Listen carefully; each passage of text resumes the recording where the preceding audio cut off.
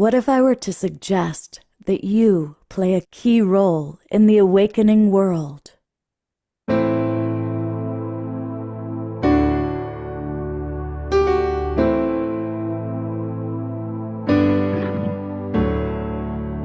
that you are watching this because you have heard the call.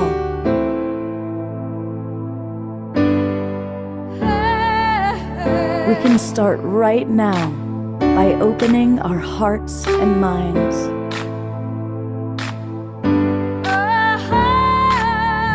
Welcome to the awakening world.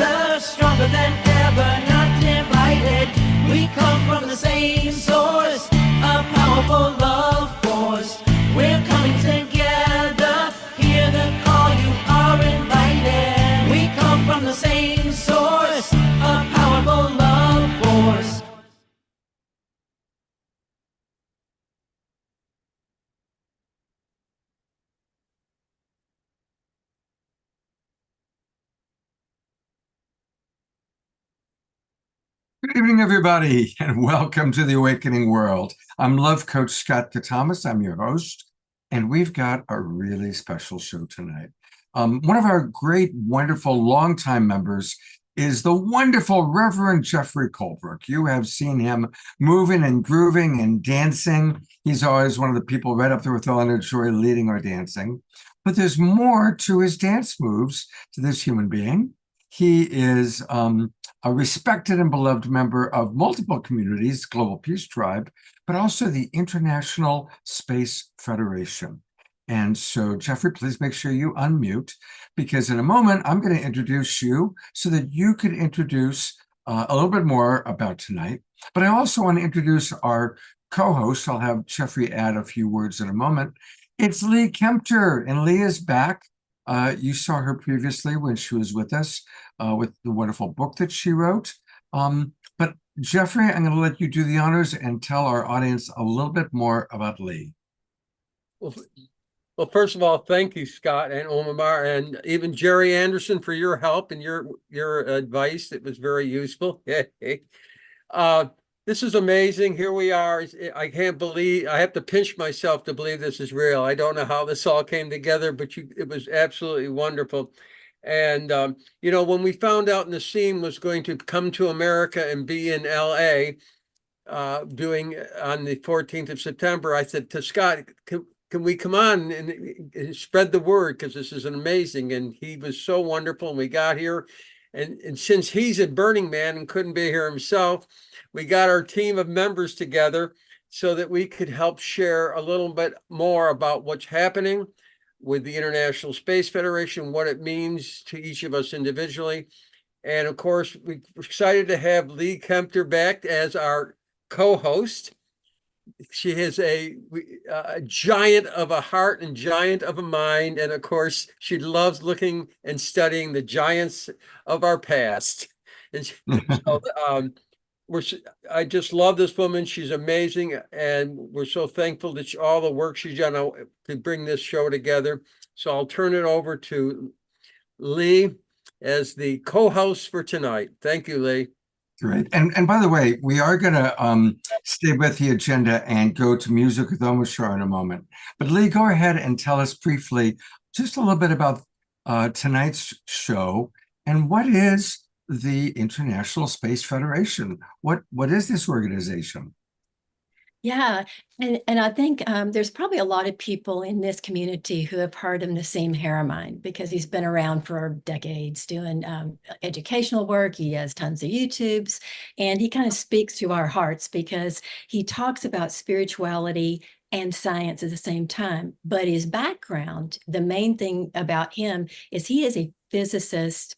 He is a they talk about computer geeks and science geeks. He is definitely that. He loves mathematics and he loves geometry. So he brings in the science, but he's a curious wild man as well. And I think that part of him that's both is what attracted the people that you're going to hear from tonight. We all love that bridge between science and spirituality. The International Space Federation is his organization that creates prototypes for free energy, for craft that'll go out into the cosmos without jet propulsion. I mean, like he's doing all kind of incredible things like that. So we call it International Space Federation, but it's really the work of Nassim in the field of unified physics and unified field theory. So that's what you're really going to hear more about, but we're bringing it down to our own personal work in the world and how we live it in everyday life, because that's also one of the things that we all love about Nassim and everybody in his faculty. They don't just use this brainy stuff so they can write a bunch of formulas and throw out a bunch of geometry. These guys love to live in a multidimensional field. So that's what we're going to be talking about more about in general. We'll get more specifics in a minute, but I'm getting kind of antsy for some music. How about you, Scott?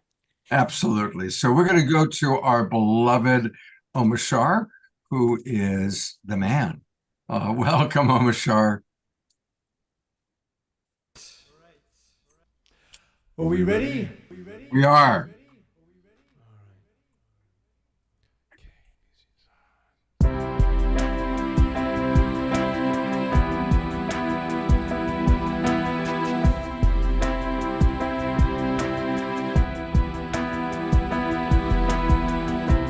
Ground control to Major Tom. Ground control to Major Tom. Take your protein pills and put your helmet on.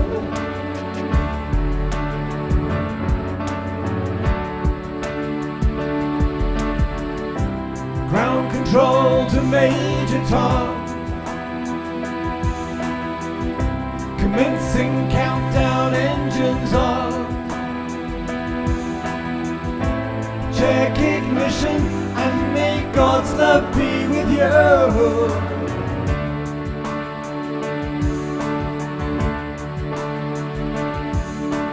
This is ground control to Major Tom. You've really made the grade, and the papers want to know whose shirts you wear. Now it's time to leave the capsule if you dare. This is Major Tom to ground control. I'm stepping through the door, and I'm floating in the most peculiar way. And the stars look very different today. For here am I sitting in a tin can, far above the world. Planet Earth is blue and there's nothing I can do.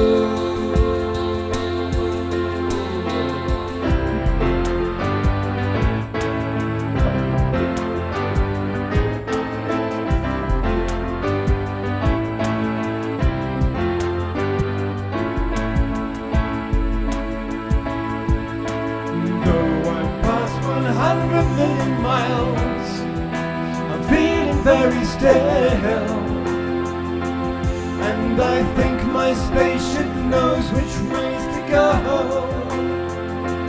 Tell my wife I love her very much, she knows. Ground control, you're Major Tom, your circuit's dead, there's something wrong. Can you hear me, Major Tom? Major Tom, can you hear me, Major Tom? 'Cause here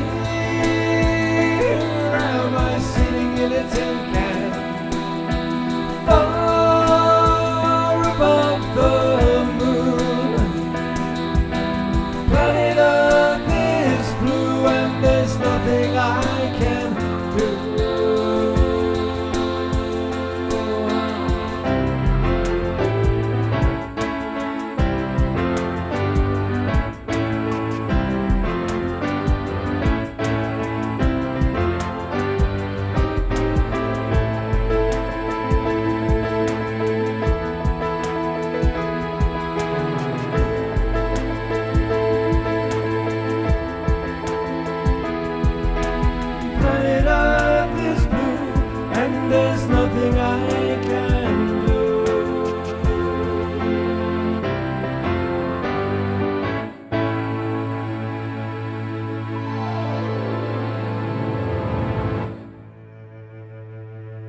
Wow. Wow. Wow. Big. Omar, you have totally outdone yourself this time. Thank Mr. Bowie.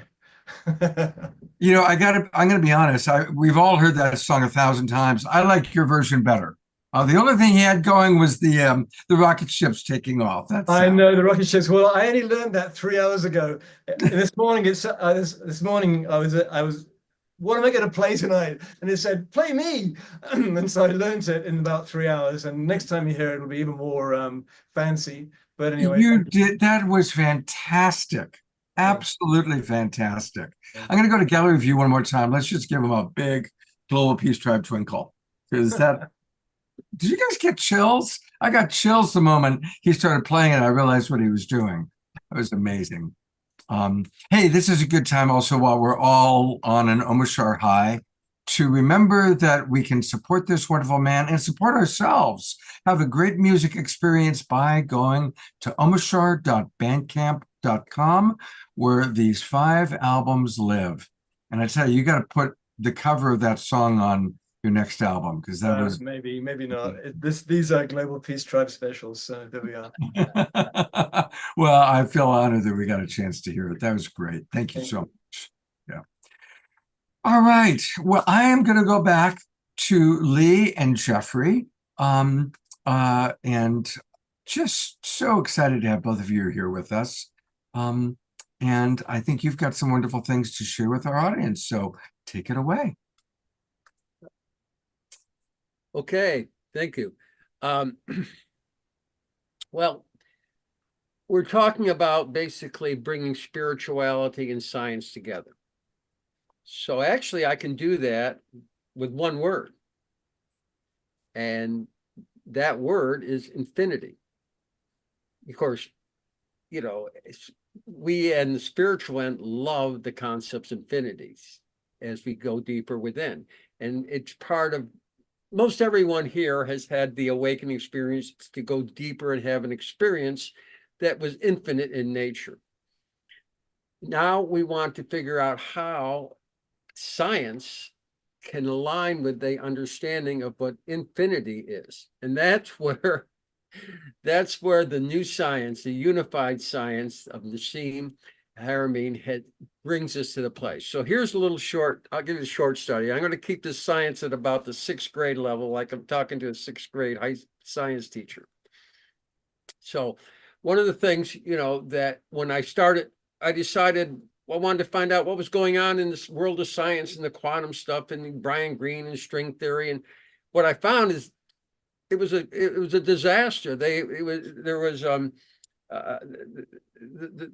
science was not working. The theories were not fine. It was a catastrophe, basically. So I'm at Unity Church in the fellowship hall, and someone says, "Hey, you might want to check out Nassim Haramein." And so I did, and it was love at first video. I mean, I could not believe what the highs I was getting over the aha moments that he was bringing. It was simplicity of understanding of the natures that somehow it escaped science. Now, of course, you have to realize science, the old side hates infinities. They don't like them. Their formulas.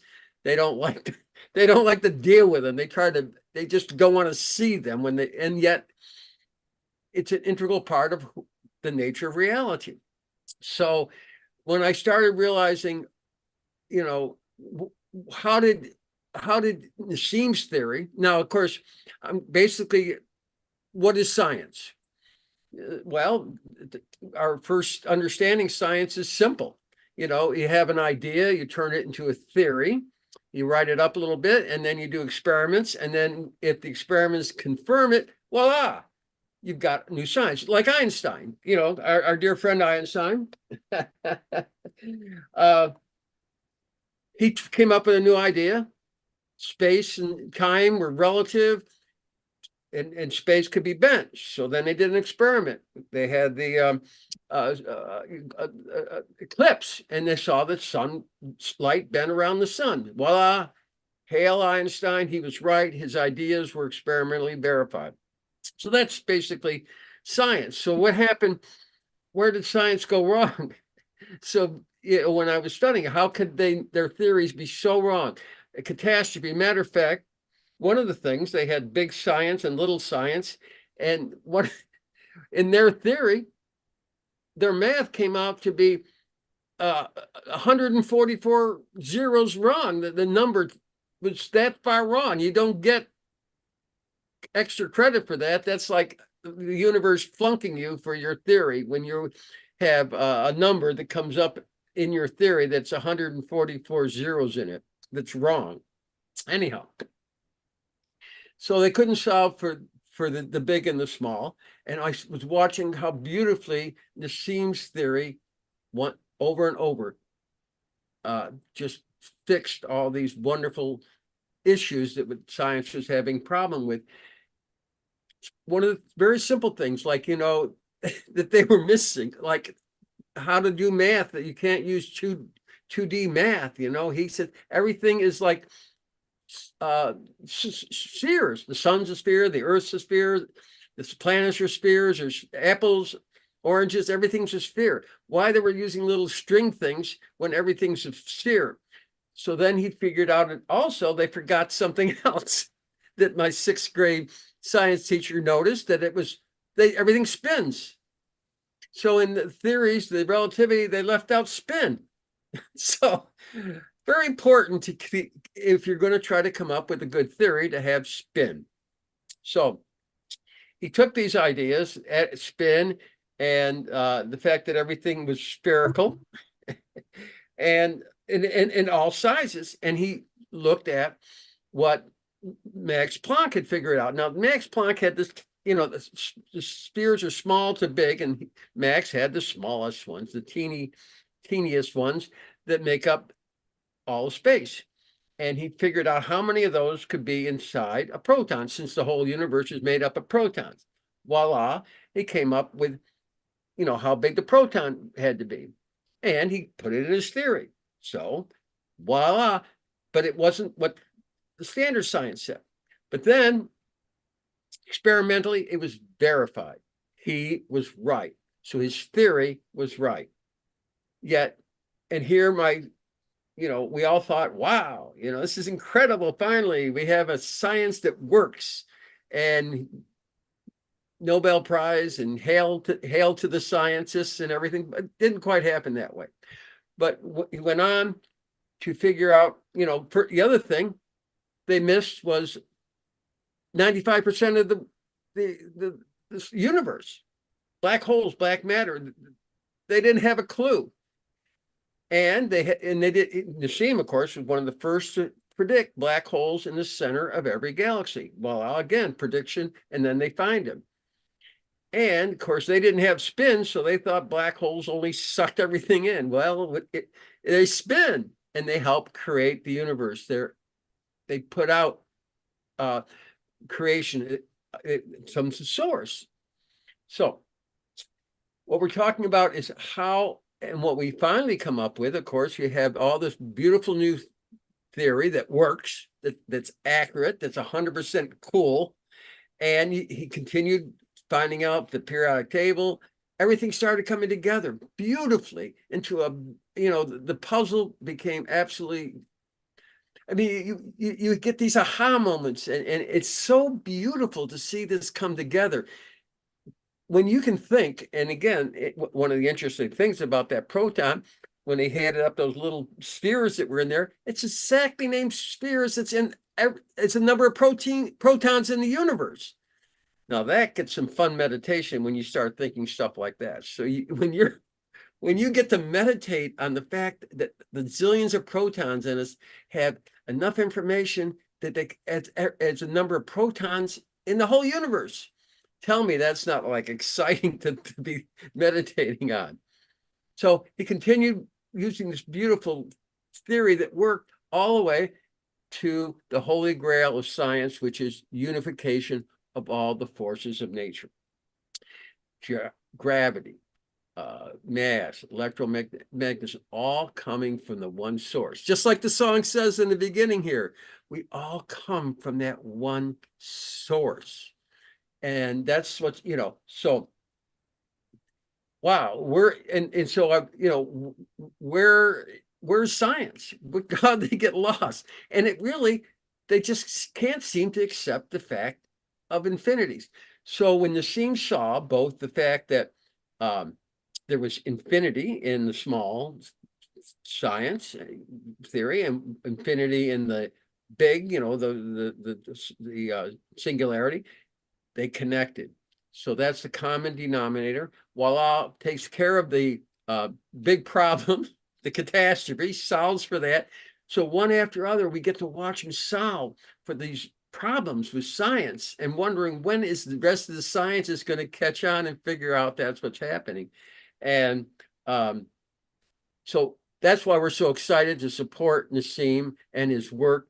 And when we found out you guys have an opportunity to actually see him in LA on the 14th of September, we were extremely excited to be able to come here, share a little bit about the amazing science that he's bringing, and give everyone an opportunity to participate and help that. Because guess what? Once you figure out the source that comes out and creates the universe, which is always moving into a higher order of coherence, getting more intelligent, then the purpose of it, or the place it comes to, is we can tap in back to that source which creates us.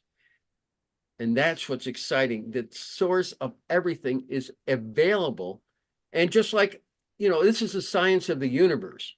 Just like others sentient beings throughout the universe have already figured out this science and are now able to use that source to travel, use gravity control, and have a wonderful thing. This is our opportunity. Mother Earth is birthing this intelligence now, right here, so that we too can learn how to use the very source of our creation to control gravity, to have all the energy we need, and become part of the galactic community that has figured this out. And that's why I feel that it's the most important of all things, that we need to support this science, Nassim, as spiritual folks who have an easier time with infinities than regular science, because that is what connects Nassim science and spirituality, is our infinity. Both our affinity, we're all infinite beings. So that's all I got to say about that. I just want to say one last thing. There's only one book out there that you can study the science. It's Marshall Leffer's book, Cosmometry. So there is a book. They're coming out with a book real soon. And I'm just so excited that to be part of this, and thank everyone for coming. So back to you guys. Thank you, and bless everyone here. Reverend Jeffrey, thank you so much. And it's been your love and your passion that made tonight's show happen, bringing all of your friends from the ISF in. And we love you very much. And I want to take people to a couple of important websites. First of all, I've put into the chat box again, anybody who can get down to Los Angeles, September 14th, that's coming up just a couple of weeks. And there's a special code just for us, just for the Awakening World audience. And that promo code is the letters ISF, which of course stands for International Space Federation, ISF Community 20, ISF Community 20. And to learn more about the ISF and to get your tickets, go to spacefed.com. There it is right there, the Nature of Reality tour. That's, so if you click where it says secure your spot, that'll take you in. And there it is, just click secure your spot. That takes you into the Nature of Reality tour. You can get more details about it, get your tickets. Now, I know that you'll see that everything had sold out in April, but here's what we're talking about right here. Saturday, September 14th in Los Angeles. And then when you go to buy it, just put in your promo code. So this is really an important opportunity for anybody who can get down to Southern California in Los Angeles, September 14th. And I'm imagining some of the people you're going to meet tonight are going to be there. And I'm going to use that to bring up Lee, who Many of you might remember Lee was on our show before, and she wrote a wonderful book. And I think some of you bought it. So if any of you bought the book and have read it, put in comments in the chat box, Tethered to the Cosmos. And it combines esoteric mysteries, cutting edge science. It's a highly provocative first part of a trilogy exploring humanity's opportunity to embrace the amazing quantum potential. It's a very powerful book. And Lee, it's great to have you back with us. And now you're back as a co-host. So thank you for that. Yeah, this is going to be a great night. And part of it is because of the people who are here. I think you'll get to see that you'll feel like they're your brothers and sisters. That's the way that I've interacted with the people that I've met through the ISF membership site, which is how I got to know these people. Let me back up just a little bit because some people maybe may not remember my book so much, just to remind you that what I write about is characters in this particular trilogy. It's characters that are moving from 2020 to 2045, looking at their own evolution. Now, it's a novel, so each character has their own things going on in their lives, and there's tension and there's stuff going on in the world, but they have something in common. They collaborate with each other unquestionably, or support each other. And they're insatiably curious about the unseen realms. The book opens with two giants that are looking at the earth and talking about what's going on. I've had people that said that when they read the first two chapters, this happened several times, they said they got dizzy. And what they realized later was that we're so used to having everything in a box and understanding it and knowing it, that sometimes when something new comes along, our whole physiology, our brain, our thinking process kind of doesn't know what to do. So I appreciate that. And I know, though, the people here are used to looking at unseen realms. You meditate, you have spiritual practices, you have ways that you interact. I've seen everything here from shamanism. Some people do Buddhist practices, yogic practices, Christian mysticism and Jewish mysticism, and the list goes on and on and on. The roots of all of that are unseen. You can't grab it. And so tonight you're going to meet people that don't try to put anything in a box. They're open-hearted, they're open-minded. And as I wrote, and as I share my book with other people and hear what they have to say about unseen realms, I'm getting excited because just like everybody that's here tonight, we're getting way more comfortable about the quantum field. We don't mind that Jeffrey just went on and on about protons and cosmic stuff. And some of the stuff we may not understand, but we don't brush it away anymore. And that's what gives me so much hope for the future. So as my characters move forward, there's a word I want to share with you tonight that's in my books. And it's one of the number one questions I get in emails. And it's, did you make up the word? The word is unicity. And unicity, I didn't make it up. It's just that I love to use it because it's the state and condition of being and feeling and experiencing unification. So in my books, I'm talking about a progression of our genetic sequence where we begin to actually express the unicity gene. We express being unified in every moment. And we're capable of that, but these characters have to figure out, how do you do that? And they get a little help from some friends that may not be from their local neighborhood or even from their planet, but they seek this and know that unicity, this state, again, or condition of being unified, is the ultimate piece that we've been missing in our human evolution to take it higher. Well, here's how ISF comes in. Scott, are you able to pull up the website again? Sure can. Yeah. So pull up that website. All right, here we go. And we're on the home page. Let me go back to the home page because I was on the tickets. There we go. Okay, so notice on the top bar, you're going to see science news. If you click on science news, you'll see all kind of things, you know, that they have different things, but go to science news, but click under the drop down, the physics, astronomy, all that stuff, drop down to other, go all the way to the bottom to other. Here's what's helped me in writing my books. And one of the things I want to talk about tonight that whether you join as a member or you have access to the site, look at what Nassim and his faculty are looking at. UAPs. Keep scrolling, Scott. You're going to see some other things that we all love here. Consciousness studies. Bolivian Amazon forest, and they're looking at that. They're looking at geometries in nature, how education shapes our creativity. We're looking at what is creativity for the human race. And if you keep scrolling, you keep seeing these things that I think a lot of people in this community are interested in.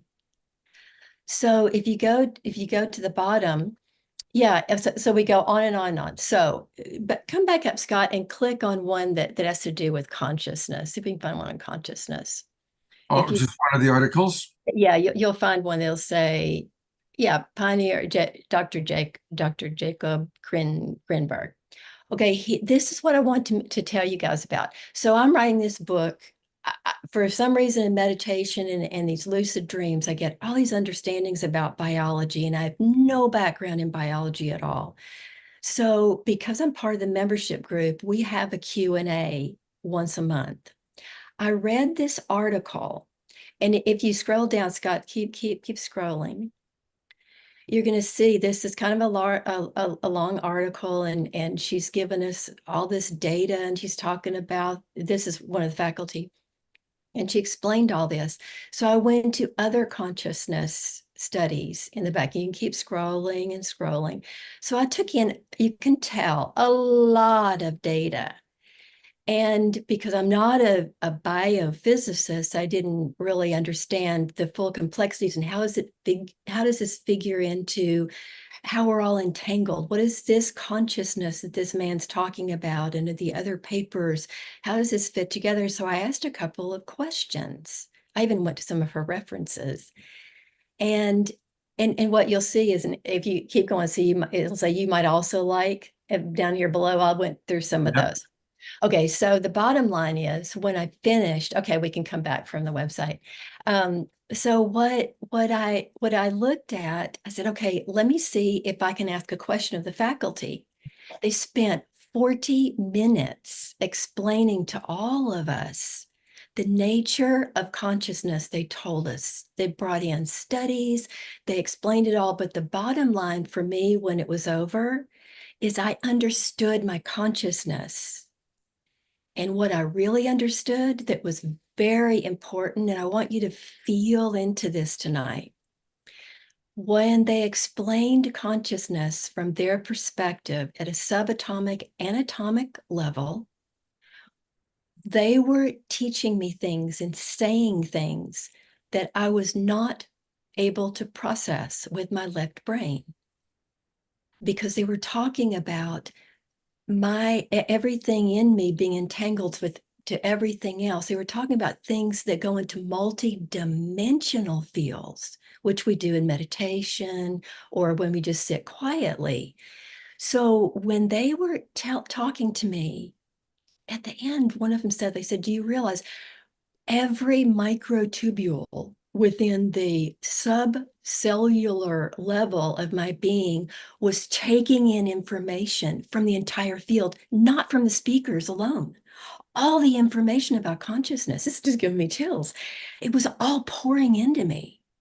And so when it was over, I literally had to lie down for about 15 minutes and absorb it.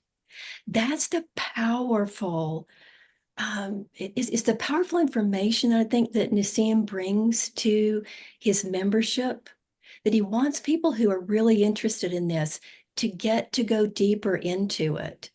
And so for me, it's more than a bunch of science geeky information about the, mathematical formulas and all of that.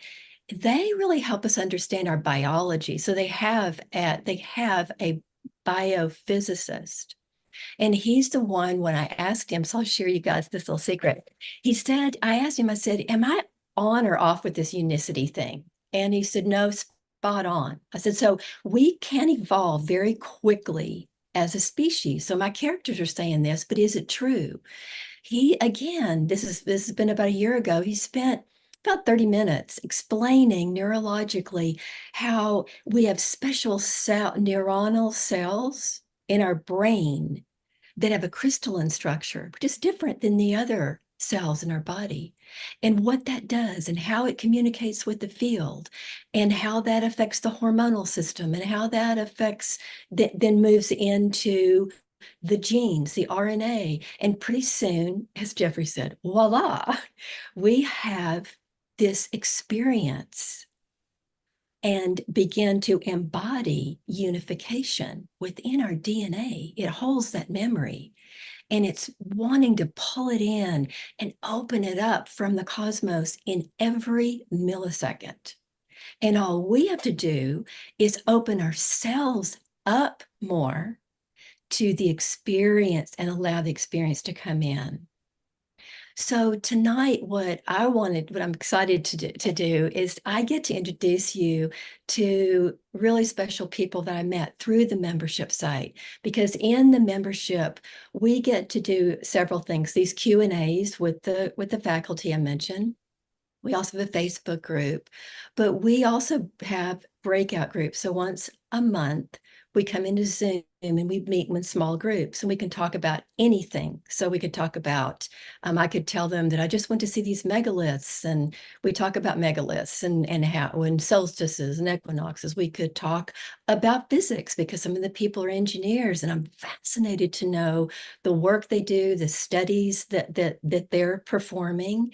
There's all kind of different people here. So we have that aspect. The people that are here tonight are people that we've just come together, and we have a special friendship that we've developed. I don't even think any of us know what kind of religion we practice or politics or anything else. Our common bond is a love for consciousness as it expands into infinity, and the feeling and experience of unification. So it's interesting when Jeffrey was talking about all the geometries. Tonight, you're going to get really practical stuff. You're going to really be able to have things you can use to get into this multi-dimensional side of yourself that's always there, but you can now just let it flow a little bit more, let a little bit more in. So little things like that I use, like I started doing this thing with a friend. Every time we heard something that we didn't like, or we saw something ourselves we didn't like, we'll create a little vortex. We make 4 circles and then one back, because we know that through Nassim that the vortexes don't just move one way. They actually are bi-directional. So we make our little vortex. All we do, and you can try this, is make your little vortex and then close your eyes, let that settle, and feel it in the body, embody it. And when you open your eyes, just be still for a minute. Be in that still point. I wanted to start us from that place of swirling around and feeling the center, because from there, that sets the stage for everything else that you're going to hear tonight. And Scott didn't just say this is going to be a great night for nothing, because this is going to be a really, really great night. So Scott, do you have anything else to say before I bring on our first or my next? Yeah, I want to read a few comments from our audience. Okay, Because I great. really want to engage them, and we can bring on Luke after that. And there's some really fun photos, but Dia Therese writes, I wept into light when Nassim showed mathematically that we, the human beings, are smack dab in the center of the scale that extends to the microcosm and macrocosm. Pardon my odd paraphrasing, but I'm listening to the speaker. Namaste. And then Dr. Cat, who we're going to meet soon, right? I know, I felt the same. It made my hair stand up with joy. Carol writes, Carol's one of our regulars, she's a teacher, writes, I had that experience while playing with these crystals at a conference with Nassim. This took my teaching of physics and chemistry to a whole nother level. And here's the photograph that Carol put in to the chat box. And then one of our other people, Susan, wrote that her sister is in that photograph. So it's kind of a small world. And I just wanted to include just a few of the comments coming in because our audience, I think, is really relating beautifully to the show so far. And now I'll let you introduce Luke. Okay. So in the membership site within these meetings that we have in these breakout groups, I got to meet Luke, and it's Ashambao. He's French. I hope I did that okay, Luke.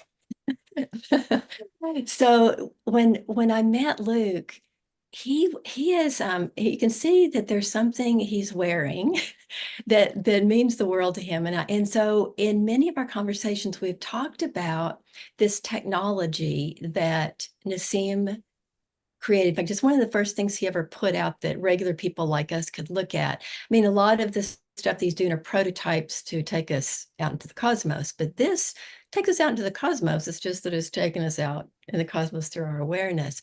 So Luke had said that he told us that he had been interested in spirituality for a long time, but it was like when Nassim came in with the science and helped him understand, okay, there is this new science. It's a cutting edge way of really looking at the world from this unified field theory that brought the wisdom traditions together with that and solidified all the things he knew all along. And I think a lot of us have had that experience, like, I knew that. I always felt that. And now somebody's confirmed it. So I'm going to now let Luke take it over and talk to you about this beautiful pendant that he has on it. It's called an ARK, spelled with a K, an ARK Crystal. So Luke, take it away. Here we go. Thank you for the introduction, Lee. Very well done. And yes, this little thing here is called an ARK Crystal. And ARK has nothing to do with Noah's Ark. It's ARK stands for Advanced Resonance Kinetics. And first I'd like to say, well, when I got it, and when it was launched in 2017, was really looking forward to get it. And one thing I noticed with time, well, it's a health promoter. For 3 years, I never even had a cold. I've always been blessed with a good health, but for 3 years, I didn't even have a cold. And I also did some experiments with plants to see the effect on plants. And I'll share also some studies that were done by ISF or by Toristech. Toristech is the organization within ISF that works on the development of the ARK Crystal. The ARK Crystal is the fruit of 30 years of research by Nassim, and it's quite a feat. It's the first technology that what it does actually, it resonates. I'll share the screen for a few things. Here we go. Okay. Oh, sorry. Right. So what it does, it couples with the quantum field to harness and allow optimal access to quantum energy. It builds a link between the crystal and the unified field to funnel energy, and it exchanges energy from the field to yourself, and it promotes vitality, mental clarity, and it has effects. The way I use it is during the day I wear it on my body, and during the night you put it under a container of water, and it changes the structure of the water. And this is, sorry, I'm a little bit nervous. You're doing great, I'll Luke. You're show you the doing effect on the plants first. Back here. Well, first, what it does to the water, the effect on the water is it augments it. Two big words here. It reduces the impedance, which is the resistance in the water, and therefore it augments the conductivity of the water. That means that the water is we're made of water. Okay, we're made of 70% of water.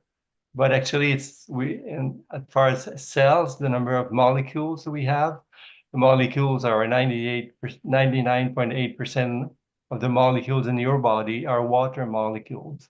So we're literally made of water. It's because they're very small that there's so many. And the purpose of the water is to conduct energy throughout the body. And the more the electricity and the current goes through the body, through the molecules, the better health you have. Rupture in health is when energy doesn't circulate so well. So we see that the effect on the water of the ARK, if you look at on the left, this is for the resistant, how the water would resist and not resist the passage of the water. To the left is ARK water, and to the right is regular water. So there's more resistance in the orange, which is normal water, than in the ARK treated water. And on the right, you see the conductivity, which is the inverse. You see the ARK test group. There's more conductivity. The energy circulates better on the with the ARK treated water, much better, like 48.9%. And that explains the effect of water on the plants. Here on plants, what has been observed with the tests that were made by ISF and George Tech is it decrements the growth density of the plants. That's when you use ARK treated water to water your plants or your seeds when you sprout seeds. So there's an augmentation of growth density, in growth rate, in seed viability. There's more seed that will sprout. Pathogen resistance, be it fungus or disease, they're more resistant. And it augments the phytonutrient concentration. We'll see it visually here. Here, this is, whoops, sorry. Luke, Yes. if possible, if you could close whatever else is on your desktop, because it causes kind of gray boxes and we don't see everything you're showing us. Okay. Let me just stop sharing. I'll do my cleanup. Yeah, just clean up a little bit. And you're doing great. We're really enjoying what you're sharing. Yeah. And while you're cleaning up, I'll read a couple more comments from our audience. Carol writes, the water concept goes hand in hand with Masaru Emoto's work with water energy. Mm-hmm. Your colleague, Dr. Kat Lewis, said that the YouTube series that he did in 2010 in Cognos is extraordinary as well. Oh, yeah. Oh, yeah. This is really something to see. Oops. Sorry. You're doing great. I just goofed. I closed the wrong one. I need it. Just give me a minute.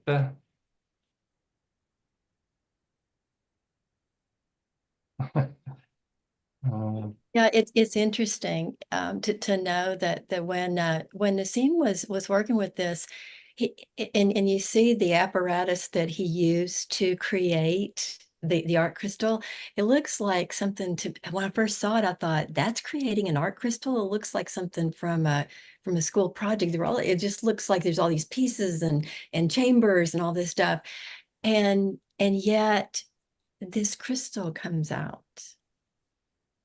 And he told the story of like he wasn't sure what was going to come out of the machine. Like once the machine did its magic and created the crystal, what was going to be like.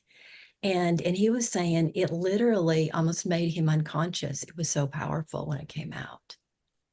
So it doesn't surprise me if it hit somebody like him that hard, and he knew exactly what it was. And somebody else who came into into the doorway of the lab felt the same thing. It was a visceral experience of what this technology was now emanating from what looks like this beautiful little crystalline structure. So anyway, back to you. You know, I'll follow up on that for a quick moment. Mark Janisovsky, and Mark, if you want to share the story, give me a thumbs up. I'll put you on camera. Otherwise, okay, great. Here we go. Mark share screen, okay. has a great story to read. Hang on one second, Luke. We're going to hear it briefly before we go. And we're still seeing gray boxes, by the way. I have to go to the...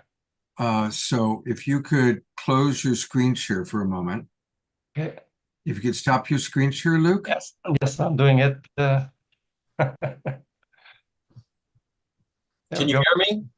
Yeah. I'm going to turn over to Mark for a moment while you continue to clean up your desktop and get it ready. Hey, Mark, tell us your story. Well, I'll be brief.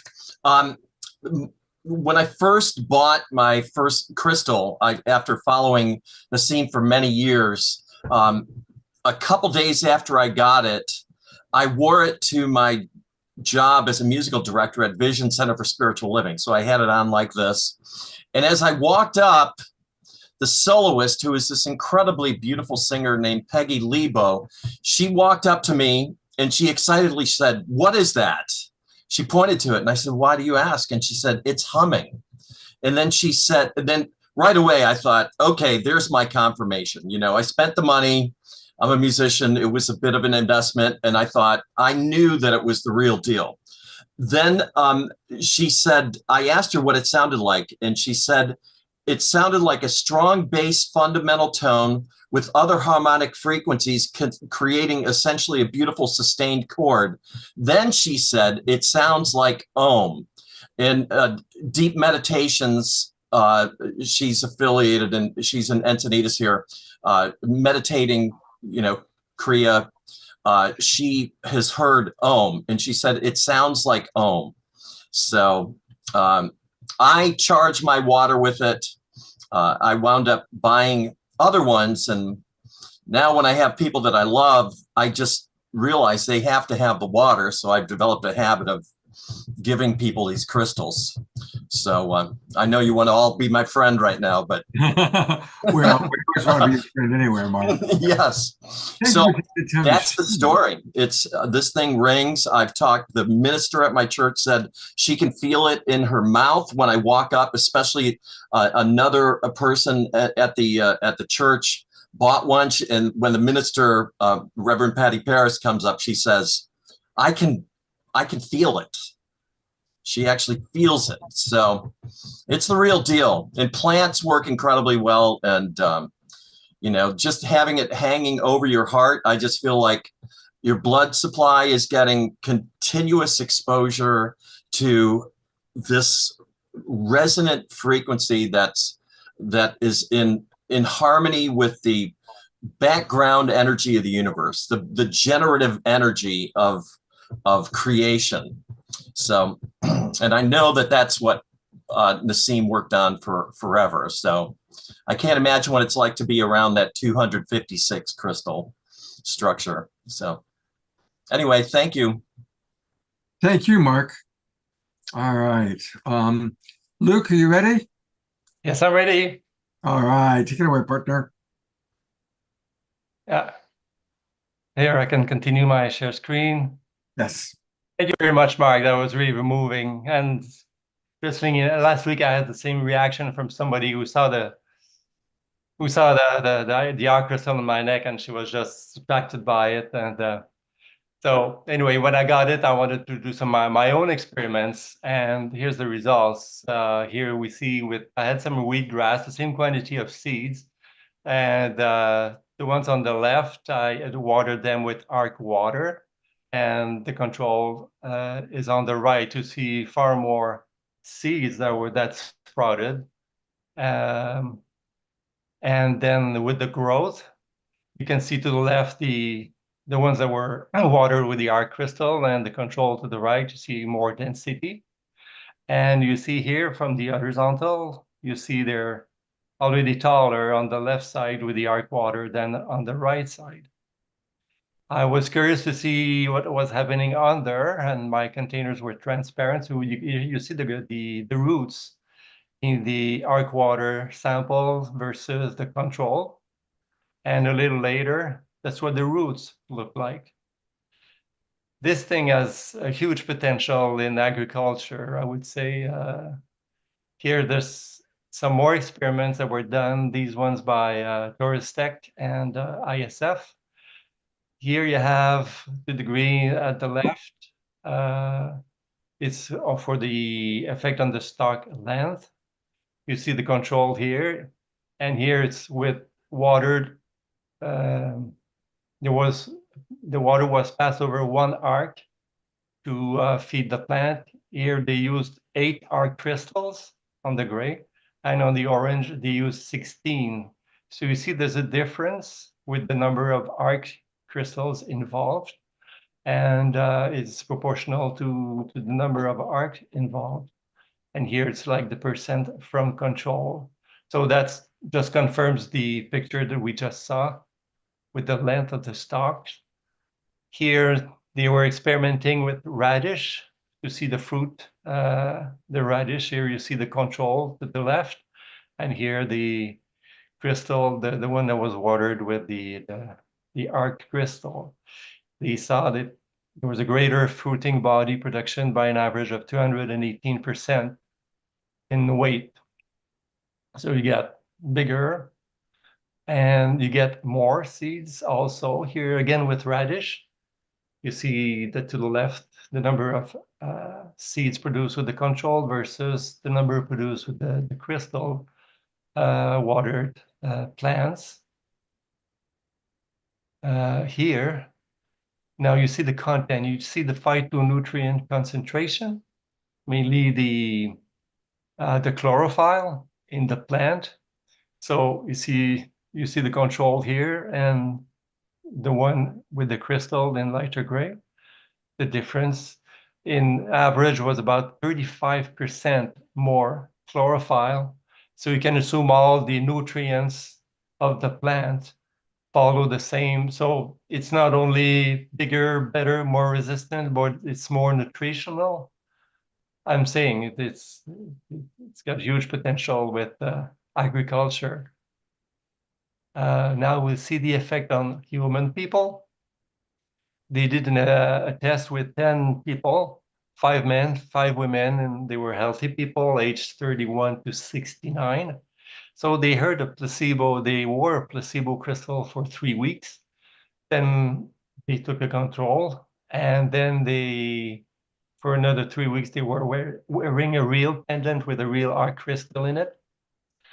So for the first 3 weeks, it served as a control, and the second 3 weeks was the actual result with the ARK crystal. So they used different parameters of health performance. Here we talk about processing speed. That was increased by 9.8% with the wearing the ARK crystal. The psychomotor speed, like reflex and all that, was 15.2% better. The capacity of the brain and body to handle the stress was increased by 19.6%. The overall autonomic nervous system balance and function increased by 15.8%. Then the effectiveness of the brain to communicate with the body through the neurohormones, because the brain communicates to the body via hormones that send signals to the cells. That was improved by 18.5%. And finally, the self-reported energy level, like how people say that they feel energetically, and the overall vitality of the cells was increased by 46.6%. So that tells a lot.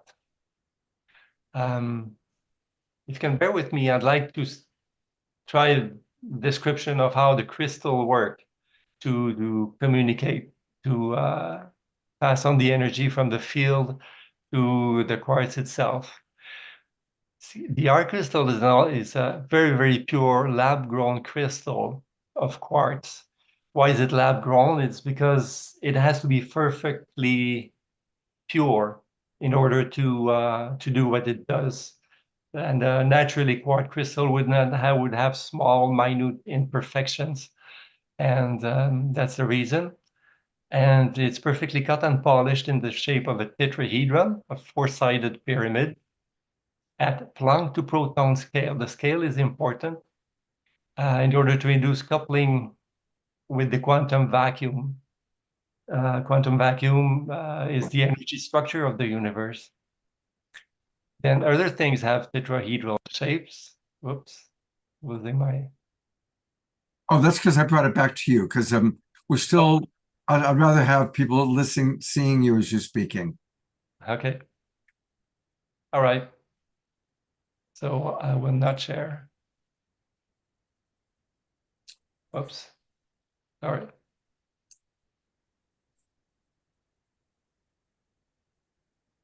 Okay. Sorry for the dead time. So anyway, the water is H2O. It makes a tetrahedron. This the the quartz, the molecule in the quartz, silicium, SiO2, is also a tetrahedron. So the same shape is in the quartz itself. This is the same shape as the molecules of water and the molecules of the quartz itself. And if you look at the structure of space, if you look at the flower of life, which is a famous symbol everybody knows, it represents the structure of the universe. So for the same shape allows a resonance between these different scales of manifestation, I would say. Think of the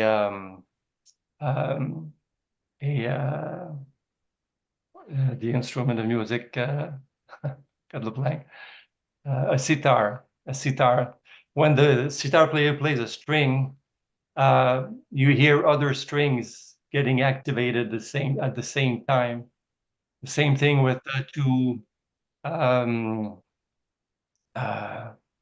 tuning forks. Okay, so the same shape will resonate differently once you hit it. Therefore, the ARK crystal has a potential to communicate, but something has to make it resonate. And for this, it's a machine that was invented by Nassim Haramein. It's the harmonic flux resonator.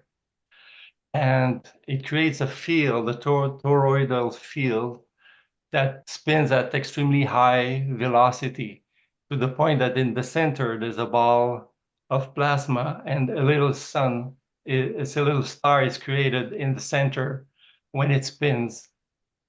And the ARK crystals are placed on shelves around this machine, and it's that very high vibration that will resonate, make them resonate. It's like if you start a spinning top. So you start the energy in the ARK crystal by this machine after a 2-hour exposition, and then it spins forever. So and when it spins, it emits, it receives energy from the vacuum, and it emits this energy from the four corners of the crystal. So if you wear it, if you put it near water, it has a zone of influence of about 3 inches all around it, and it affects all the waters. The good thing is that it runs forever. Think of a magnet. A magnet is also something that connects, draws energy, is a over unity device, because it drives it receives this, and it's a magnet forever. Okay, so this is the same thing but forever, which means you wear it all your life, you give it to your children, to your other generation, it will continue to work. So it's a great investment, I would say. So so that's it. And it's on arkcrystal.com if you want to see what it looks like, and the pendants and the different, there are some bottles also that you can use as container to charge the water. I'm Very gonna much. go ahead and go to your website for a moment here. Here it is. Here is the website. And everybody, it's ARK, A-R-K, crystals.com. ARKcrystals.com. And yes, I'm going to allow you cookies.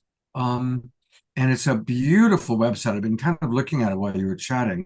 And there's all sorts of wonderful things that you can get here. Thank you for helping to explain this extraordinary technology. And thank you, Mark, for kind of sharing your experience of it. And I'll turn it back over to Luke and Leoness.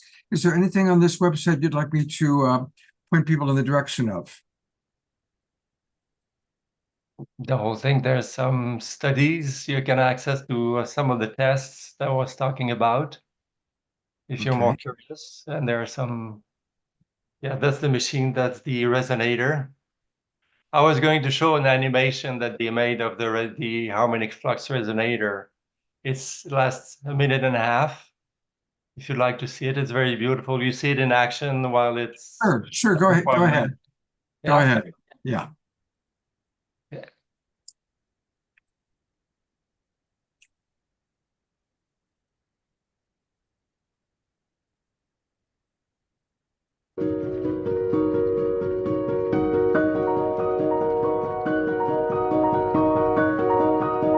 So you see the dark crystals on the left.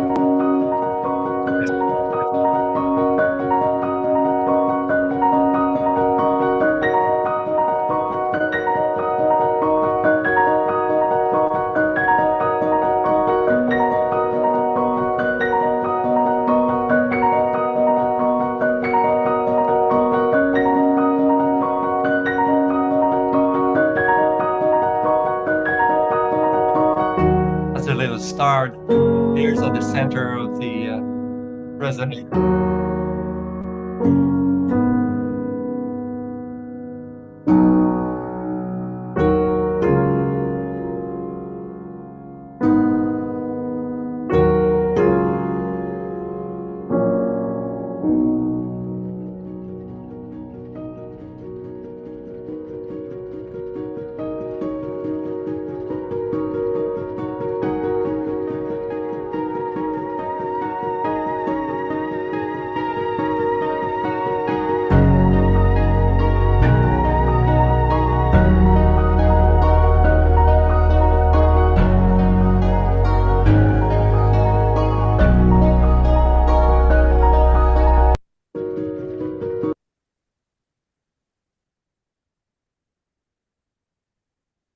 That's Thank it. you very much, Luke. Appreciate it so very, very much. Thank you. Thank you.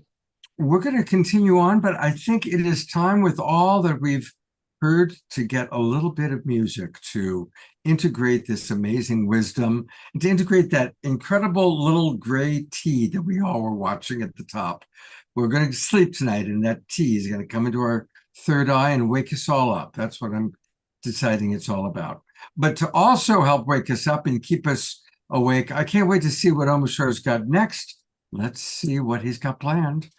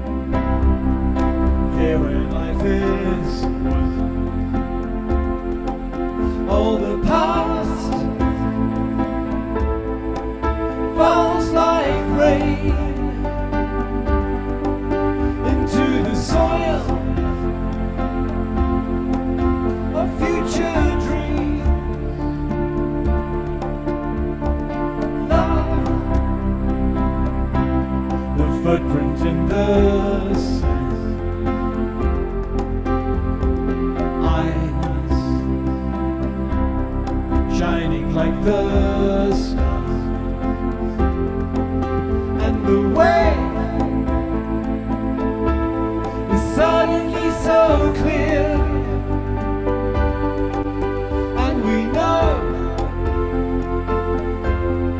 what has to be done. Still, we wonder why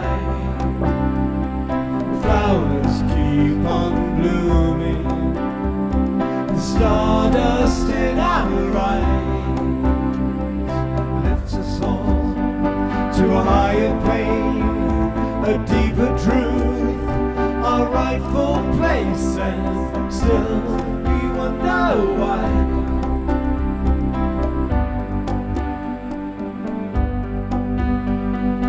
Life, a promise to fulfill. Now, a vision is revealed, and the blessing of who we really are can be felt throughout our world, and still we wonder why the flowers keep on blooming, the stardust in our eyes lifts us all to a higher plane, a deeper truth, our rightful place, and still we wonder why.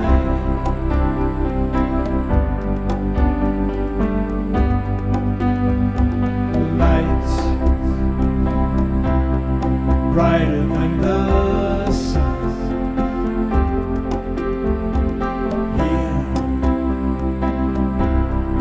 here where life is one. All the past falls like rain into the soil of future dreams, and still we wonder why flowers keep on blooming, the stardust in our eyes lifts us all to a higher plane, a deeper truth, our rightful place, and still we wonder why.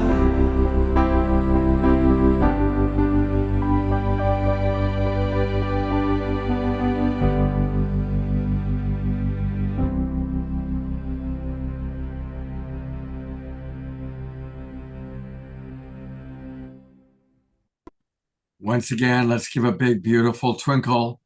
That's such a beautiful, beautiful song, Omar. Thank you. Yeah, it's a beautiful one.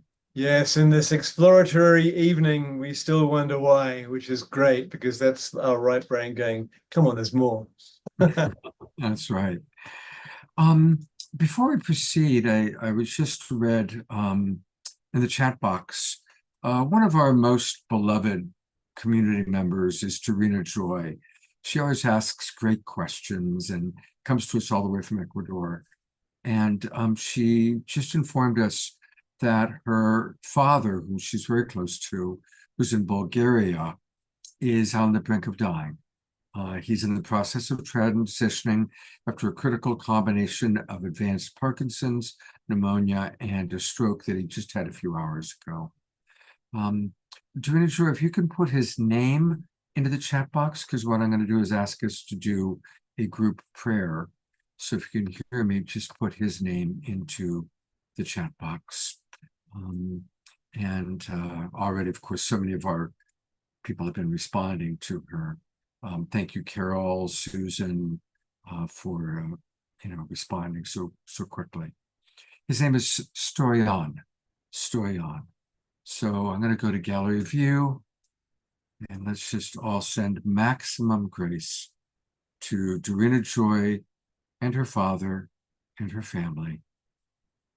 Maximum grace for Stoyan on his transition, on a life well lived, And we know that at least one great gift he gave to this world was his daughter, Davina Joy. Maximum grace for her and for her heart at this time.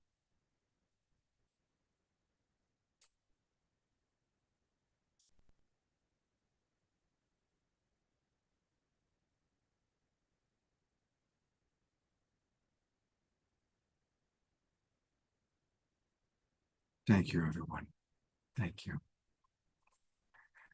And Leah, I'm going to turn it back over to you to introduce our next guest. Thank you. Oh, can you feel the beauty of that moment of prayer? How it's like, talk about a field. Wow. So that brings me to the next member of the ISF, who quickly became a friend. He goes by the name of Nama Esteras, which is a name that was given to him by a spiritual mentor. And Nama is a unique human being. He's a young guy raising kids and busy with his own business, where he is working with people to help them evolve and move out of this. These are my words. He didn't tell me this. This is how I observe what he does. He lifts people into a higher octave of who they are, and then they just can naturally then start to allow what you could call the 12 chakras or the energy centers to start to flow more beautifully. But he has a real gift in working with energy. And so he can probably explain to you better than I can as the maestro of this energy, that as he works with it. But what I've observed is it's his beautiful heart that sets all that on fire. I would imagine he's a pretty darn good dad. He's a whole lot of fun, and I know you guys are going to really enjoy. So help me to welcome Nama. Thank you, guys. Thank you for the introduction, Lee. Well, since you went into the heart, I'll get right into it. The heart is actually the most important part of my teachings. And it's basically, just to put it in a nutshell, I created a platform called Age of 11, and unified physics is a very foundational set of information that allows Age of 11 to be even more possible to reach people, meaning me be able to speak to people that may not be on a level of spirituality or even comprehension or understanding personally about spirituality, connection to God, or even science. The heart, I'm going to show you a video soon. The heart is the most important thing in that. Also, I guess the motto would be being a guide for the awakened human being or the awakening human being. Because when we all start to expand our awareness and go inside or deep inside, or be more aware of things that are going on outside of us, our relationships, the dynamics we have in our life, we feel more isolated because we start to go away from the norm, and we don't have too many places to turn for information to relate to people, because not everybody's on that wavelength, at least around us. But realistically, there's millions and billions of people on that wavelength waking up right now. And that's what we're doing here, bringing people together like that. So I'm going to get into my story, but first I want to show you guys a video. So it'll give you a good foundation of what unified physics is and how it can connect. Oh, he's already got it. Okay. I got it up for you. All right. Unified physics reveals the universe as an interconnected web of energy and information, where everything is intricately linked through the quantum fabric of reality. As we unravel the mechanics of the universe, we begin to touch the unseen, the mystical, the spiritual, bridging the gap to science. With this knowledge, we can unlock revolutionary technologies, such as limitless energy generation, gravitational control, and advanced healing methods that harness the very forces of nature. The universe is not made of separate independent parts, but is instead a continuous, interconnected field of energy and information. To help visualize this concept, imagine being immersed in a vast ocean of water. In reality, this ocean is composed of tiny fluctuating units called Planck spherical units, PSUs. These PSUs form a dynamic, Planck plasma-like superfluid structure that behaves similar to a multidimensional foam. The patterns that emerge within this superfluid are shaped by constructive and destructive resonance, where the oscillations of PSUs either strengthen each other or cancel out. These oscillations are what we call quantum fluctuations, which generate the zero-point energy field, or ZPE, that permeates the entire universe. Consider this. In just 1 cubic centimeter of space, the size of a sugar cube, the zero-point energy density is about 9.89 times 10 to the 96th power kilograms per cubic meter. This tiny space has more energy than the output of our sun over trillions of years. The quantum vacuum contains an unimaginable amount of energy. The objects and forces we perceive are coherent structures within this ocean of energy, emerging from the dynamic coherence and resonance within the PSU superfluid. A proton can be thought of as a stable, crystalline structure within this ocean. When PSUs resonate constructively, they form the stable, coherent structure of the proton. When the proton forms as a coherent resonant geometric pattern of PSUs, a change in density creates a pressure gradient. The proton is stabilized by the immense pressure from the surrounding zero-point energy field. Just as pressure in the deep ocean compresses objects, the Planck plasma superfluid exerts a 360-degree pressure on the proton, keeping its form stable and coherent. The number of PSUs inside a proton's volume, around 10 to the 60th power, contains the equivalent mass energy of the observable universe. This reveals the holographic nature of the universe, where the information of the whole is encoded in every part. The collective coherence and concentrated energy density of the PSUs create a curvature in space-time, which results in the Planck plasma superfluid spiraling inward toward a center point, which we see as the proton. Imagine a proton as a coherent vortex within this ocean, similar to a whirlpool in water, where the spinning PSUs spiral inward from all directions. This is what we see as mass, all of the physical reality we live in. The inward flow of the superfluid toward the center, driven by space-time curvature, is what we experience as gravity.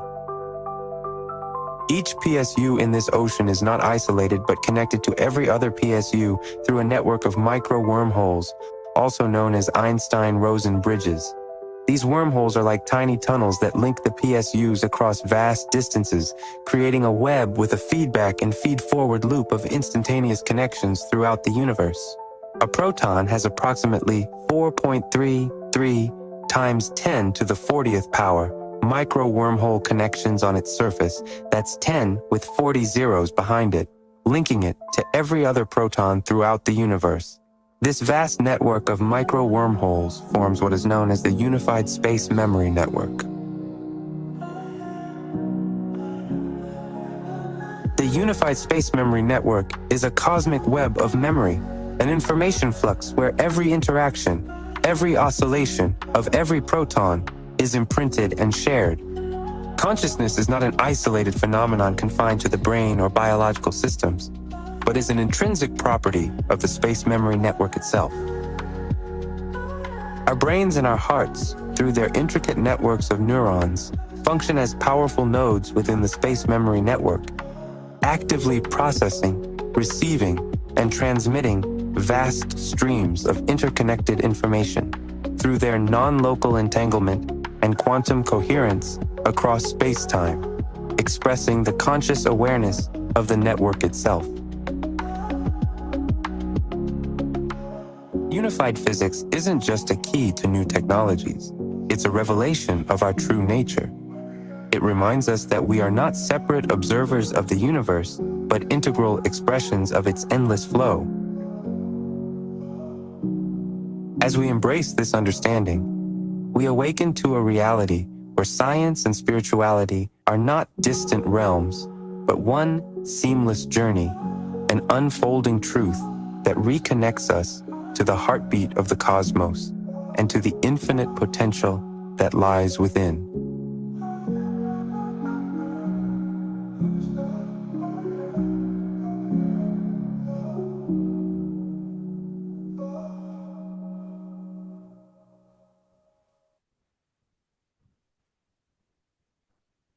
Wow. That was extraordinary. I'm going to Wow! That was incredible. That was like the best video I've ever seen. I want to watch it over and over and over to comprehend it. Yeah. It's Wow. Yeah, that's the type of content that is possible to produce now, especially, I mean, with technology going as far as it is, but the understanding to relate to people who've never talked about science, never talked about spirituality. There's now a language to do so in a grounded way. I'll give you guys a story about me and why this is my passion, and something like unified physics can really help me in my work. Since I was 5, well, before I was 5, most likely, but from when I remember when I was 5, I have dream premonitions. I know it sounds weird, maybe to some, maybe to not, but meaning I would have a dream, and a day later, a week later, whatever it may be, the first story was with my grandmother. I was telling her, hey, this happened in my dream. Like, this happened. I thought it was normal. I wanted to tell her, thinking she'd remember it with me somehow. But quickly, she listened to me. But as I went on and told it to other people as this happened, I quickly found out it doesn't happen consciously to a lot of people. And so that set me off, and it still happens to this day. So imagine growing up thinking about the past, the future, like that just happened, and how am I dreaming this? And seeing things like, wow, she's gonna do this in this moment, this happens, she's gonna do this, he's gonna say that, and I should say this. It got to the point where I started to play with it, meaning like, I know something, I'm supposed to say something here, but I'm actually not gonna do it, and see what happens. And everything would break down. The whole construct of what happened in the dream would just change, and it'd be different. If you could imagine me as a kid thinking, wondering this, and then growing older, and then through my years, these things getting suppressed through teenage years, whatever, life. I didn't have the language for it, but that's thinking in a fifth dimensional perspective. As we just saw in the video, there's now science to prove that there's a connected, instantaneous network of every single piece of matter, material and non-material in the universe. Meaning it transcends time. Time is an emergent property. And something that I've been, before unified physics, figuring out and coming to the conclusions of, feeling it. But it's really difficult to tell that to people in language, in the human language, to explain those things. And it seems so far out.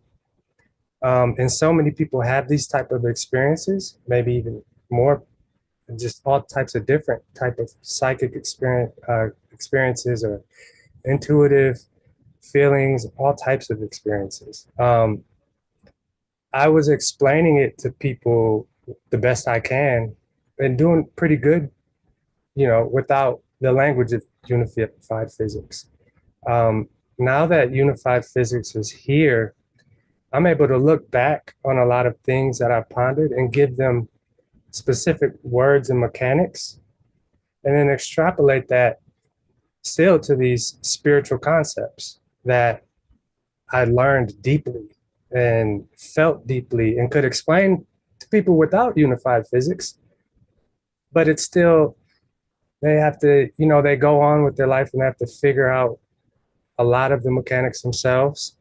We're at a point where the time it takes people to comprehend what their reality is and what's really going on and go through an advanced or accelerated spiritual awakening, which is just an expansion of awareness, of data processing. You become more conscious because everything's already conscious anyway.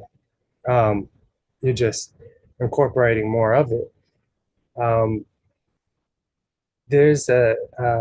We can cut that time in half or help people understand things that people would have had to go a lifetime trying to understand. And it gives them so much more time to focus on how to create with that wisdom instead of figuring out what that is and how to not step on anybody else's toes because it's so different. But we're starting to come into a unified view. That's why this science, unified physics, is coming out, because I use the name Age of 11 because we're going through an awakening. 11 is symbolizes energetically. If you could go down to the coding of the universe, there's vibrational signatures and meaning of new processes, or I would like to say a tier, where you're starting on another level, incorporating more information. But we're at a point like that right now in our world, which is why unified physics is coming out to life, because us as a world, as a collective, are going to start to understand reality as it is collectively. And that something like unified physics has to come out, because it's a more mechanical way of how these spiritual concepts work. And I love this. I love teaching this. I love having the ability to teach this. And with the members at the ISF, you get access to kind of like how Einstein was in his time. All these physicists, even Newton, these are philosophers, even back to the Greek age. When they're going through what they're going through, they're outcasts. They're not really listened to that much. And it's so different than what everybody's been thinking and how the mainstream is. No one notices the genius and the insight they come across. That's where we are now. We get to meet with some of I've figured these things out. A lot of people figure these things out within and try to put pieces together, but we're actually meeting and talking with some of the most intelligently advanced minds in human history. Like, seriously, because they're incorporating everything that humans have learned so far, all of the philosophers, all of the physicists, and giving a template of how reality is now with all of that wisdom, and then unifying it. And it's beautiful. And I'm pretty sure we do that ourselves in our minds, but to be able to teach with it and be at the forefront of this and speak with these people and we actually run ideas on each other. Like Lee was talking about speaking with the biophysicists. We ask them questions, we speak to them, we can email them. If they're a little more busy now, but there were times where you could personally get in contact with them. And there will there will be a time where people like us, you guys, us, the scientists, will be revered and remembered as like a Newton or Einstein or a great philosopher or someone who has help the world in a loving way. Not doesn't necessarily have to be intellectually, just a guru, someone with a big heart. That's we're reaching a time where we can globally appreciate things like that, and that's what I teach, and how to activate our DNA and connect to this space memory network, because it's constantly communicating with us. We need to make sure our vessels, our bodies, and our energetic flows, how the design of the body is in prime health to interpret all of this data, constantly bombarding us. We're constantly communicating with it. Like we just saw in that video, the neural networks in our brains and our hearts are literally fractals of the small geometries at the foundation.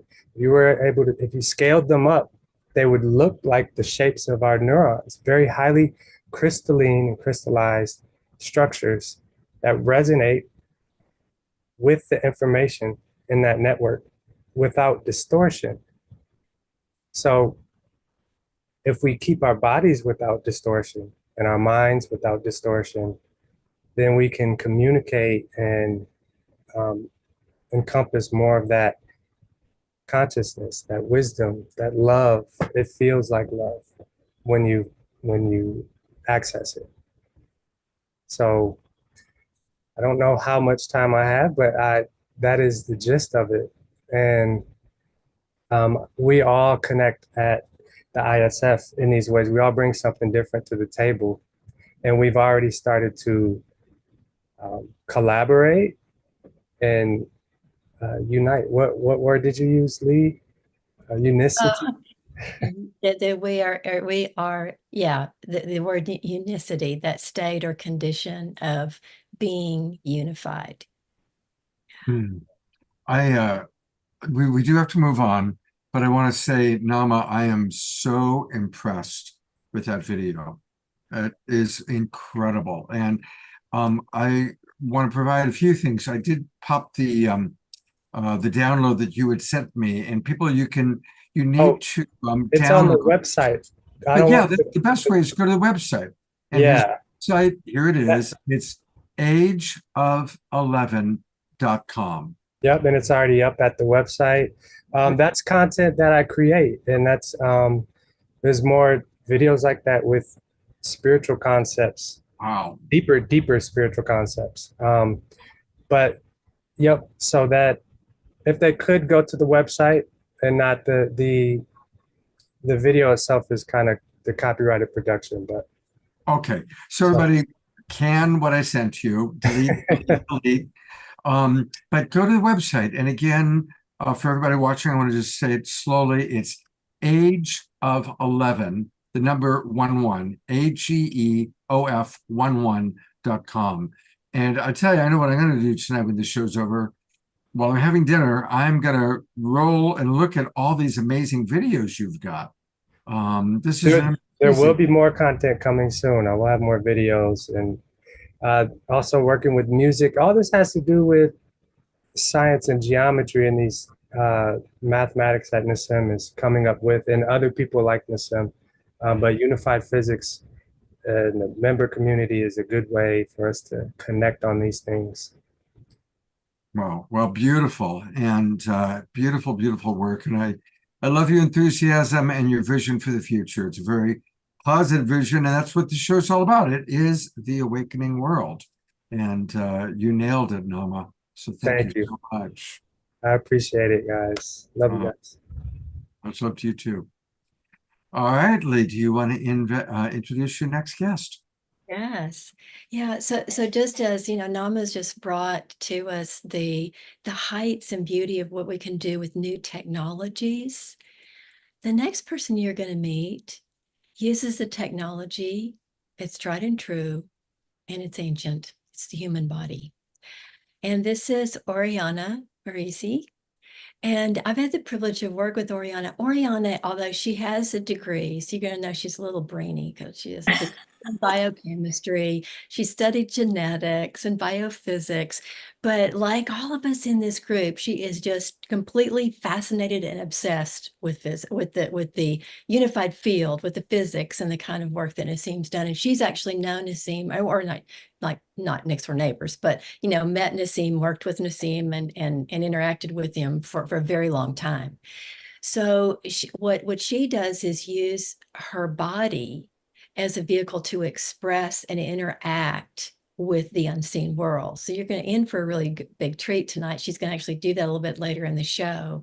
But right now, she's going to talk to us a little bit more about her experience with working with Nassim's work and her own work that she does through movement, which, boy, we just saw that from Nama, the movement of consciousness throughout the multiverse. So let's hear from you.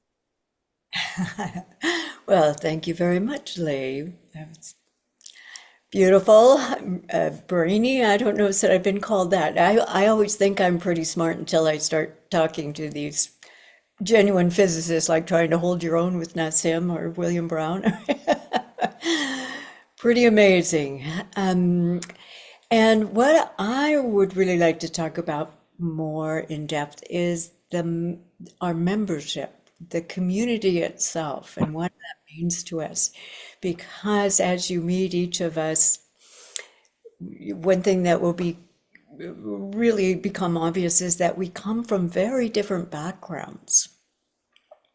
And we each have a level of wisdom and some different professions and all kinds of different technical abilities, like Drew. It's amazing.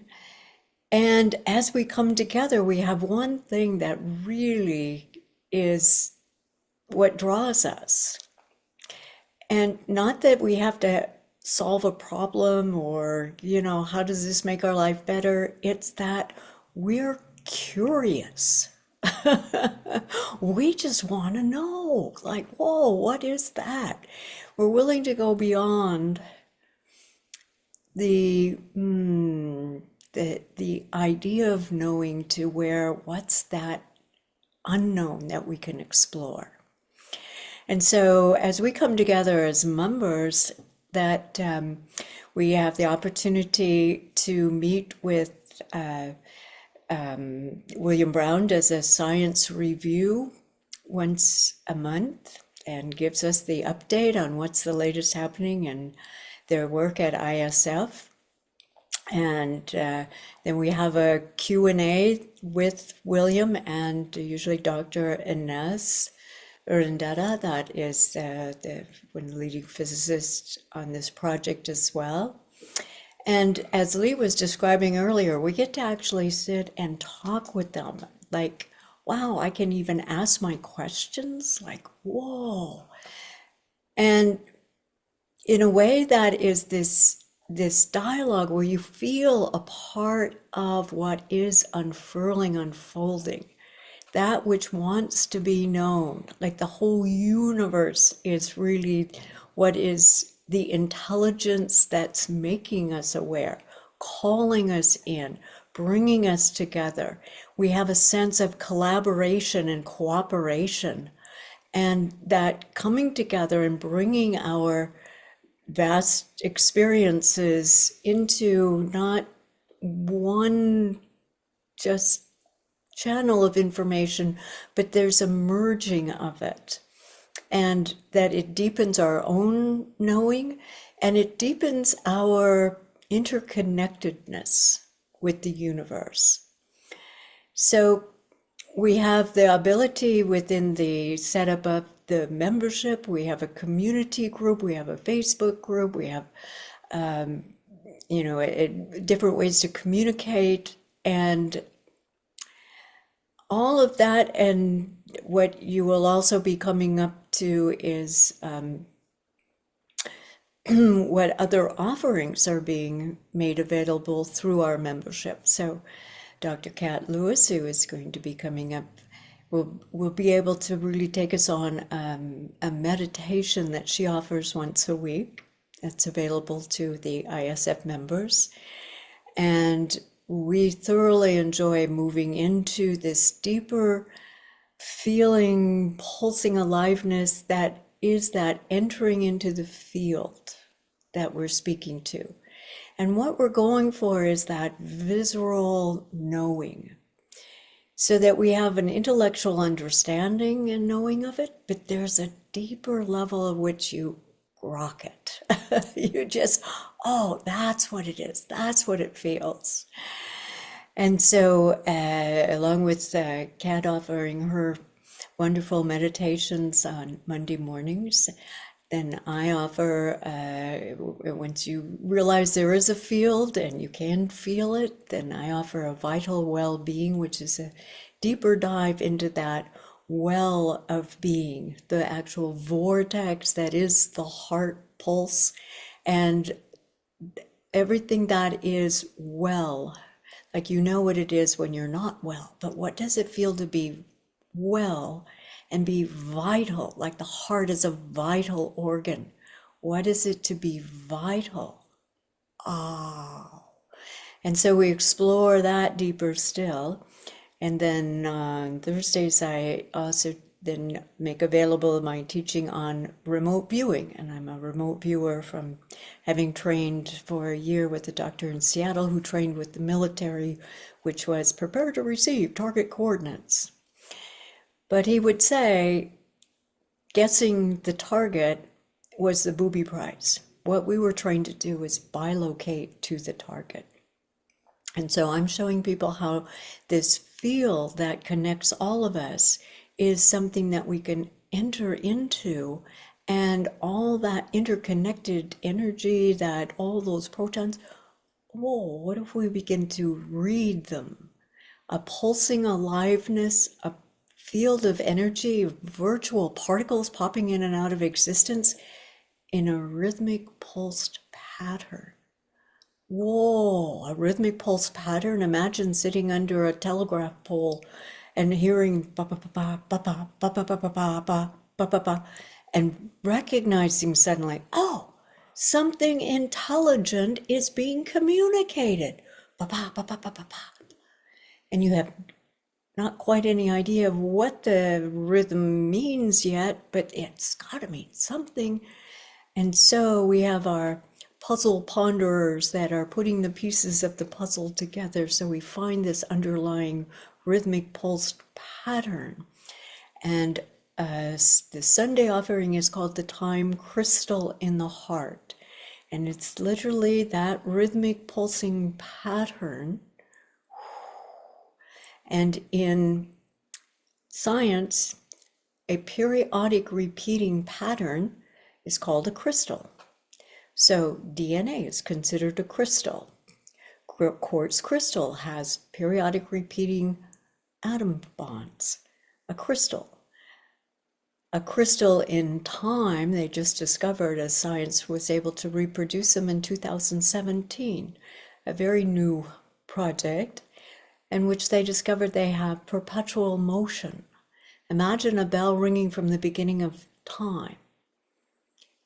Oh, what a great place for evolution to encode all the learning gained of all life in a pulsed rhythmic pattern. Whoa, what if we can feel this pulsed rhythmic pattern as it is unfurling, unfolding in a 0-point energy field? The entelechy of evolution, as an acorn has the entelechy to be an oak tree. Where is oak tree-ness inside of a little nut? What? Whoa, where is that all encoded in such a way that it unfurls and unfolds in a periodic repeating pattern, a fractal unfurling, unfolding of life that is learning and feedback feed forward. So we want to invite you into our membership.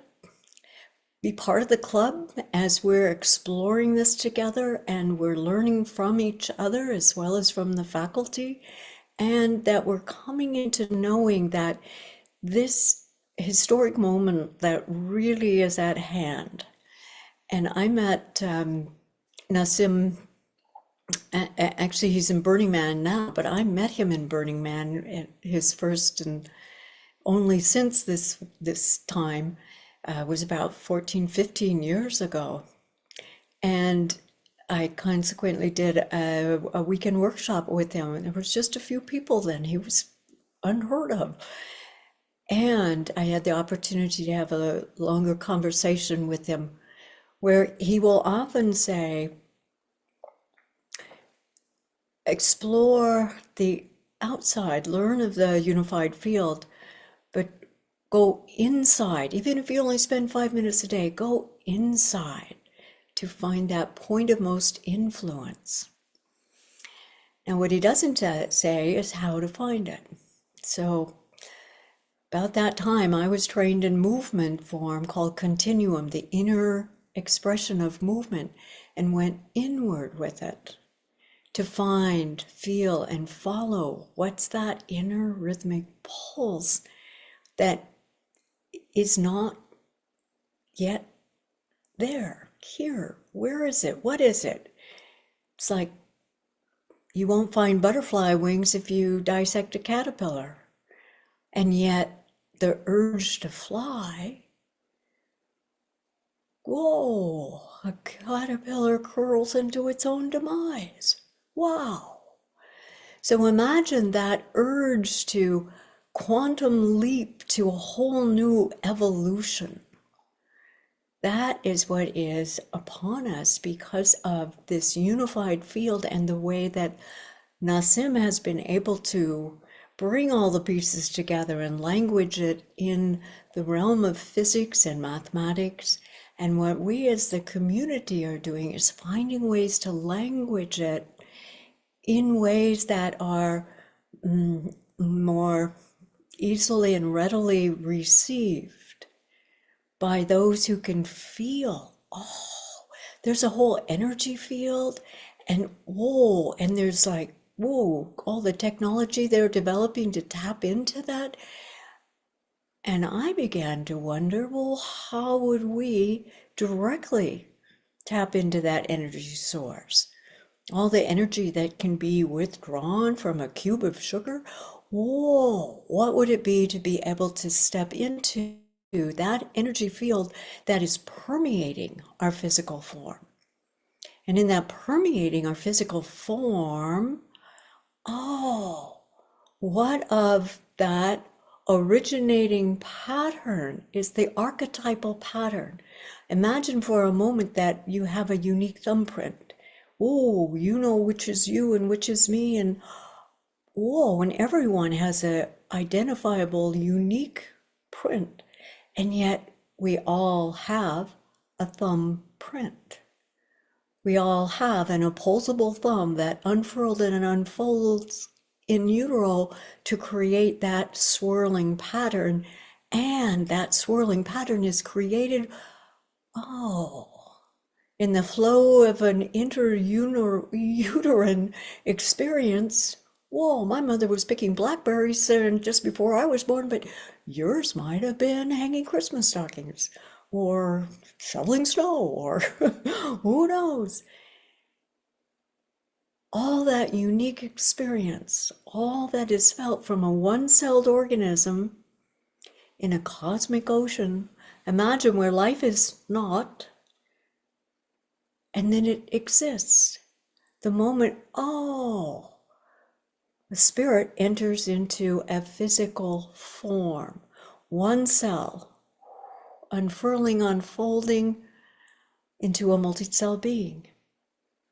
One cell, 3.8 billion years of fossilized record, an archaea, the oldest form of a one-celled form of life, and 3.8 billion years later, we're multi-cell beings. One cell.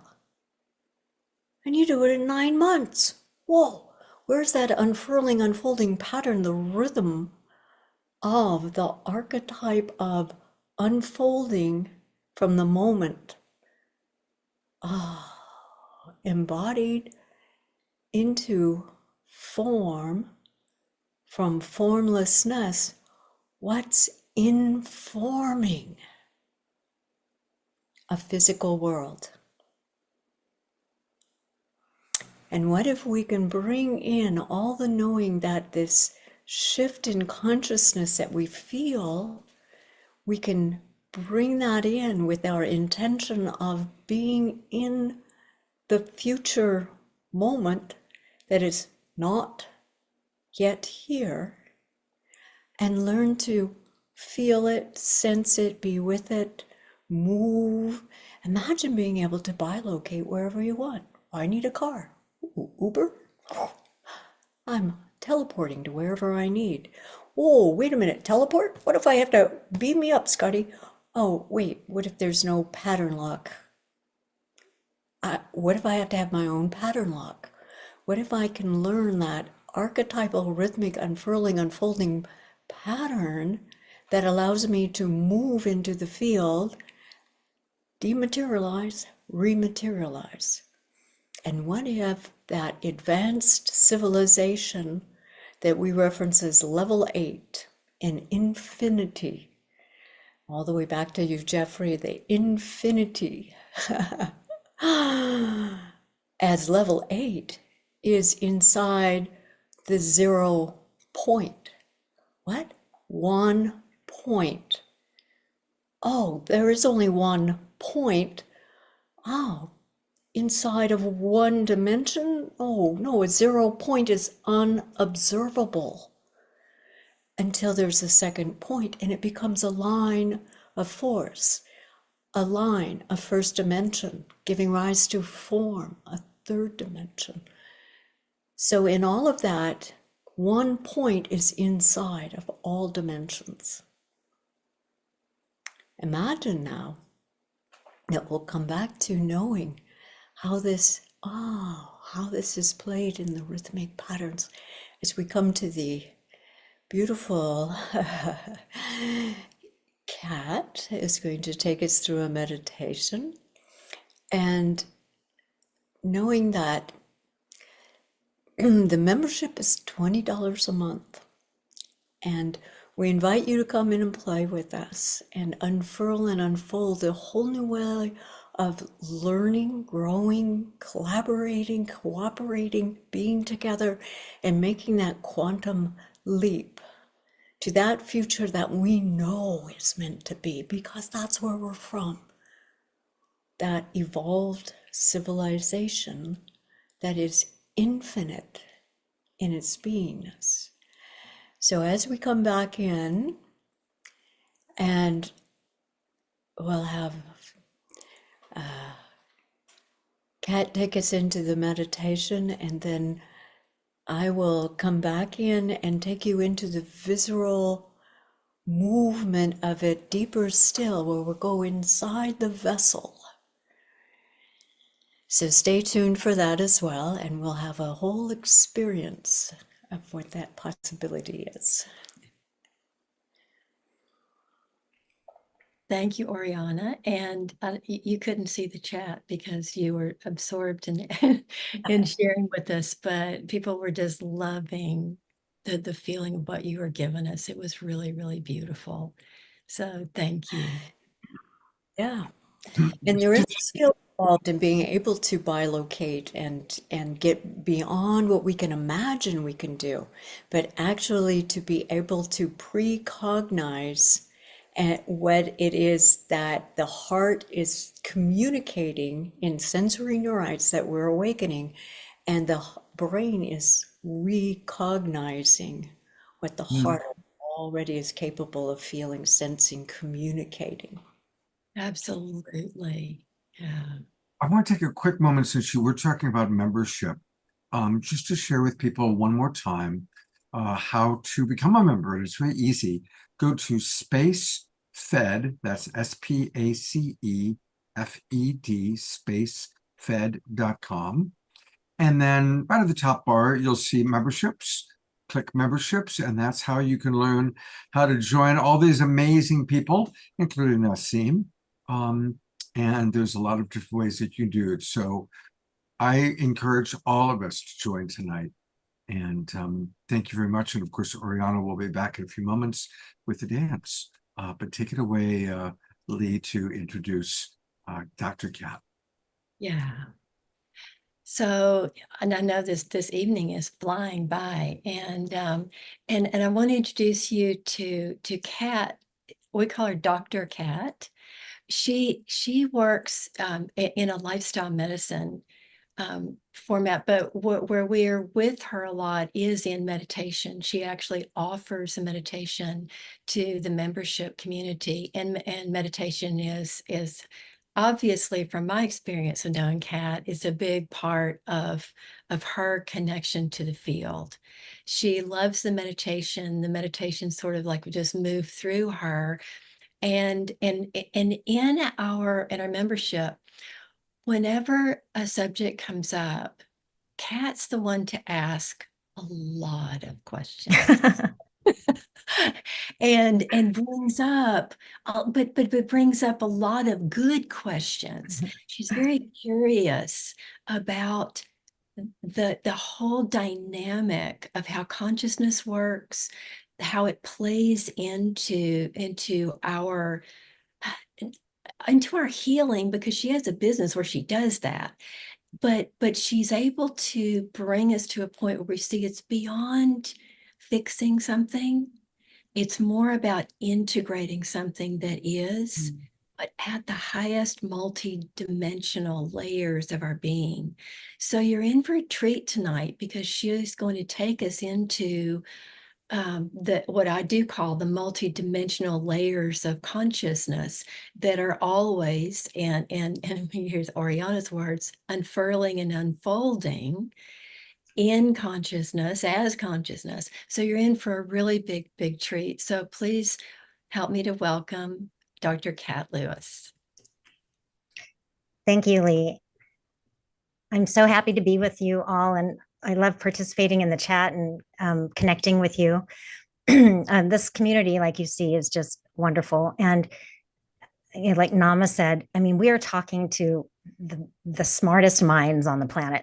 I mean, the most brilliant people on the planet when we meet with the scientists at the International Space Federation. It is remarkable. And I think of us all, this entire, us and your community, all of us are like the characters in Lee's book, right? We're trying to figure it out. We're like the pioneers. So it's really exciting. And, what's really interesting is the image that Nama showed in his, it was Luke that showed the image of the spark, how what Nassim is doing there is he's sparking the field. And that energy, that 10 to the 93 or whatever it is grams per centimeter cubed, that in one sugar cube volume of space, that's all around us, and it's inside of every single one of our cells or protons. And what he created is technology to tap into it. And that's all we have to do too, is like put our attention on it, and we tap into it. So I'm going to lead you on a meditation, because this field is the source of everything. This unified field that we think is empty is the source of everything. It's where mind and matter meet, and it's what's creating you. It's you, actually. We think we're the physical body, but we're really the entire field. And so in order to access or know ourselves as that, we need to play around with it. We need to experience it. And so I'm going to have you expand your sense of yourself into the field. But before I do that, I'm going to share a little story with you about how I came into the unified or into Nassim's, the ISF community. And I also just want to explain too that when I start the meditation, I'm going to take you into it. And then at some point, Oriana is going to come in. So I don't want you necessarily to open your eyes when that happens, unless, Oriana, do you want them to open their eyes? Wait, you're muted. Oh, you can't speak. Do you want them to open their eyes? Yes. Okay. She does. Sorry. All right. And I guess it doesn't really matter. Okay. So at some point, Oriana is going to come in and take over from there. Okay. So I just want to share a little bit about my story and then how I use this information. And I'll try to go fast because I know it's already been, a long evening. Hopefully it doesn't feel that long.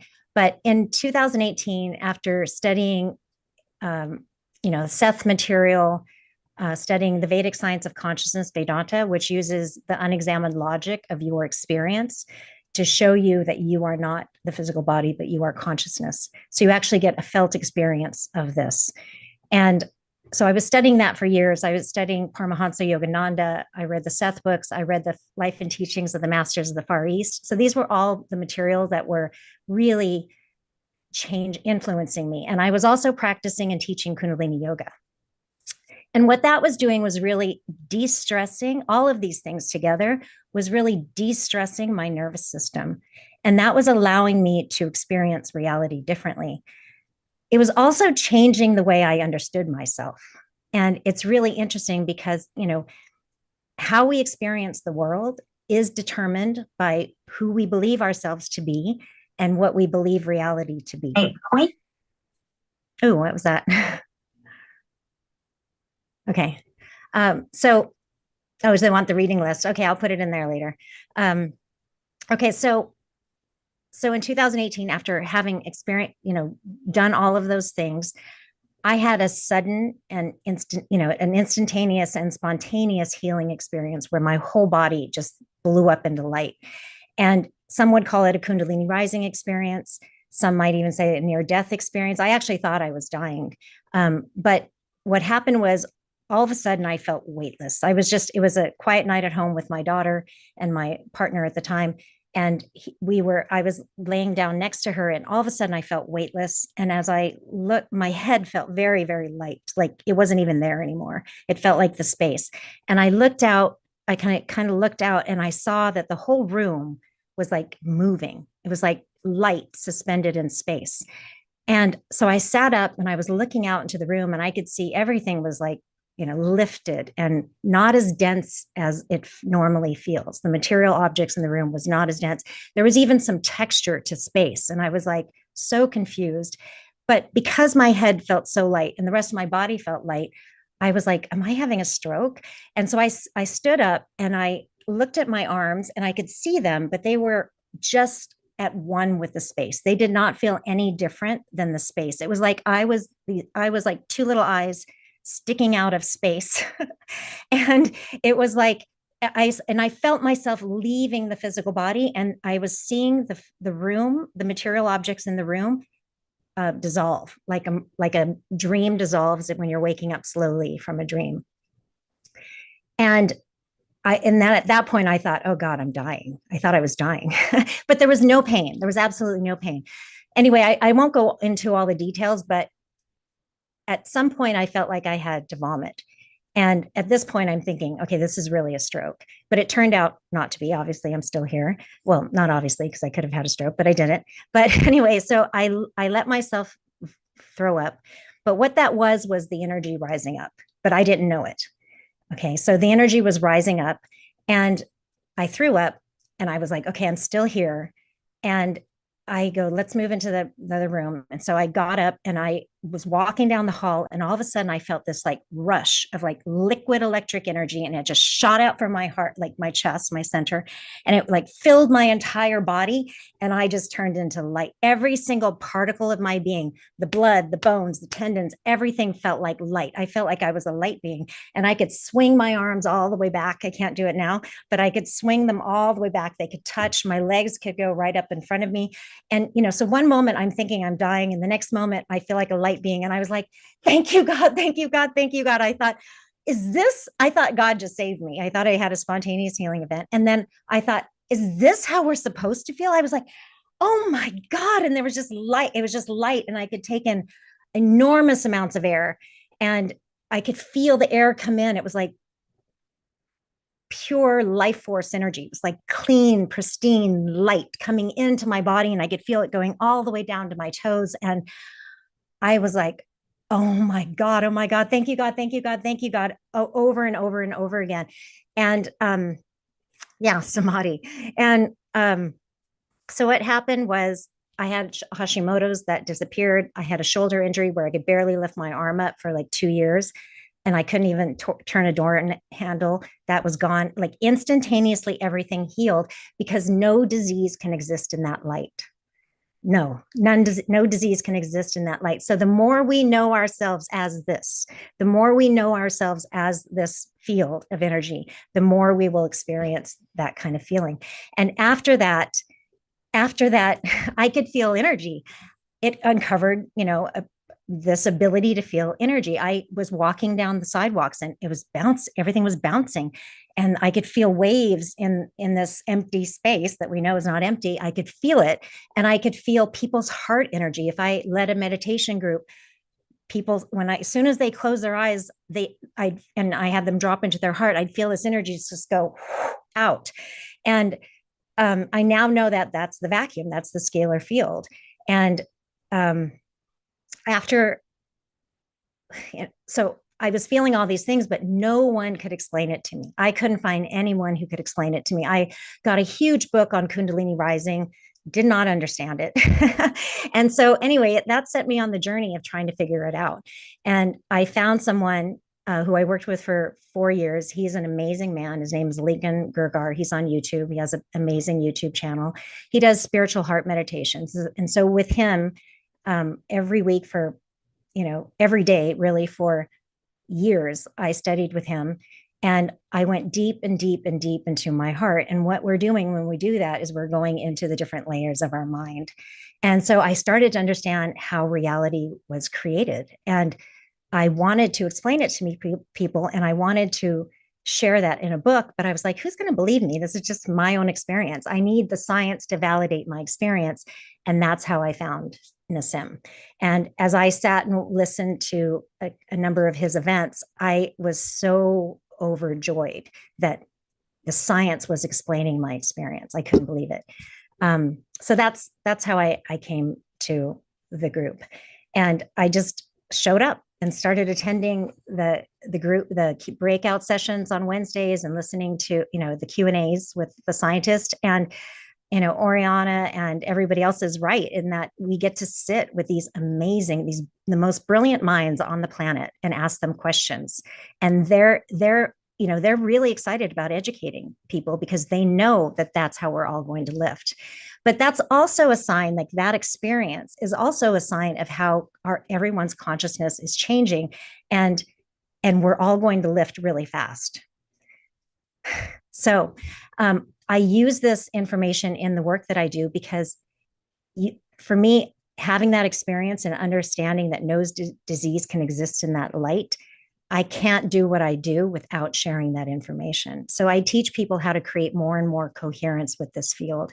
And that it's, one is the biggest way is to immerse yourself in it, consciously bring your attention to it every single day. But there's other ways in terms of diet and lifestyle practices that you can do. So let's go into it. And, there's a story in Vedanta about why this works.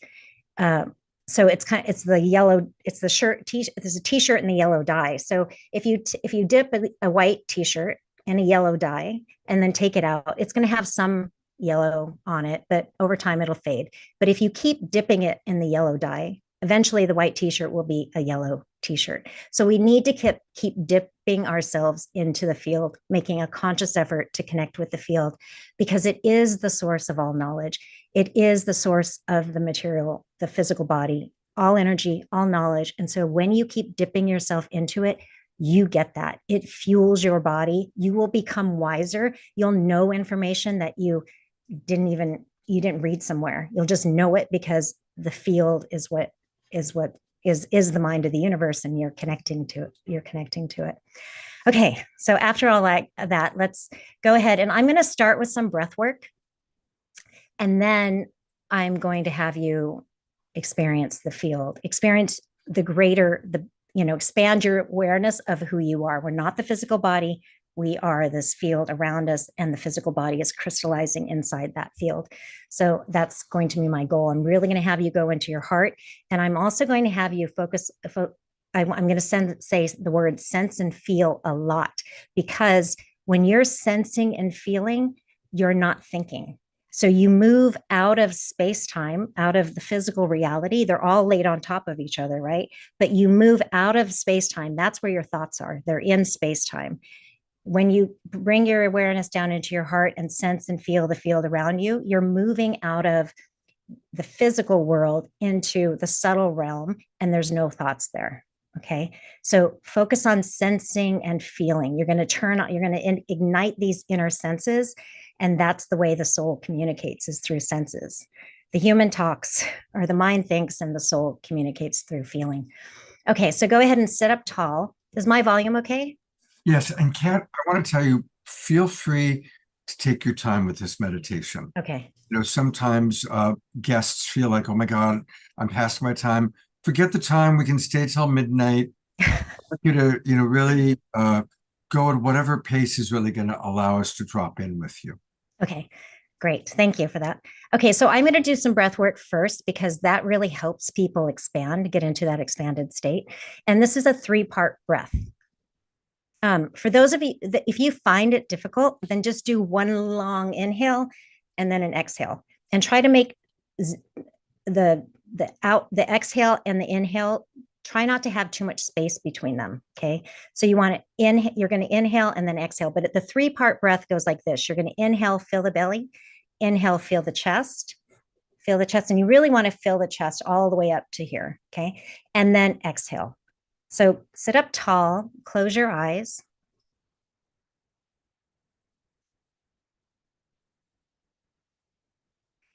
And automatically bring your awareness down into your heart. So just let your awareness descend down into the center of your chest. And just arrive into the present moment.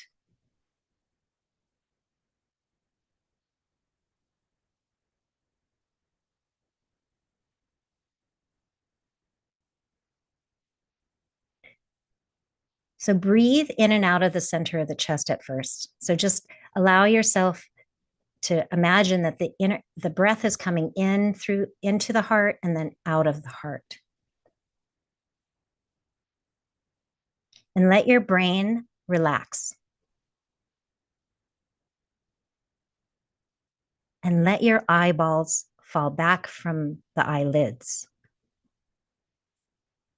These 2 things will help your mind relax.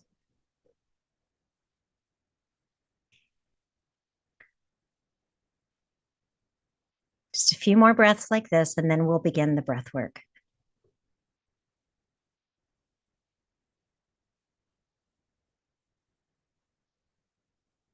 So now after your next exhale, I want you to inhale, fill the belly, inhale, fill the chest, exhale. Inhale, belly, inhale, chest, exhale. Inhale, belly, inhale, chest, exhale. Inhale, belly, inhale, chest, exhale. Keep going. Do it at your own, do it at that pace that I was going at.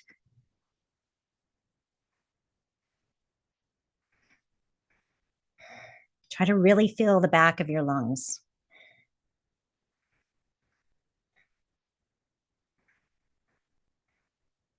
Let the feeling of yourself expand so that it's like you're a balloon and you're expanding in all directions.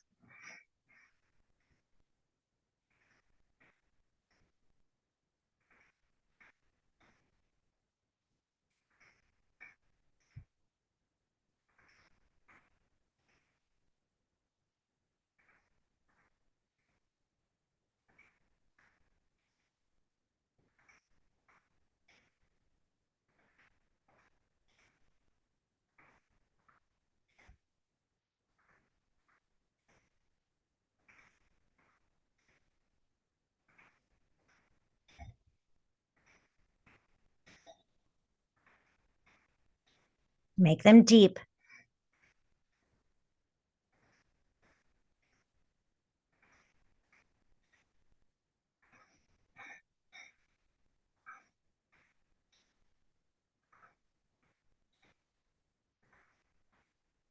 You are always in control. So if you need to slow down, you can.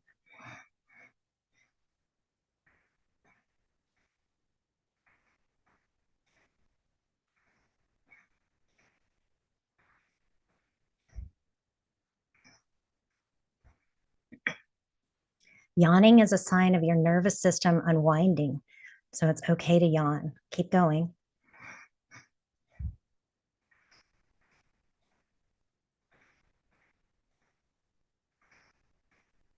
Ten more, go. Make them deep.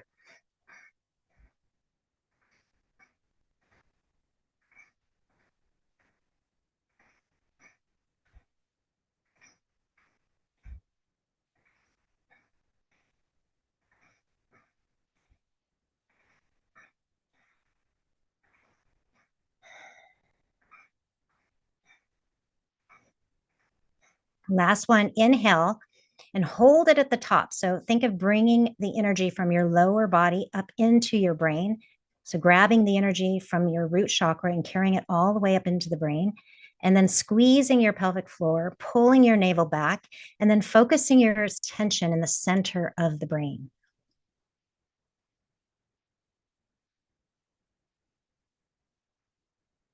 Feel yourself expand. Hold the breath. If you need to take a little bit of air in, you can sip some air in and then hold.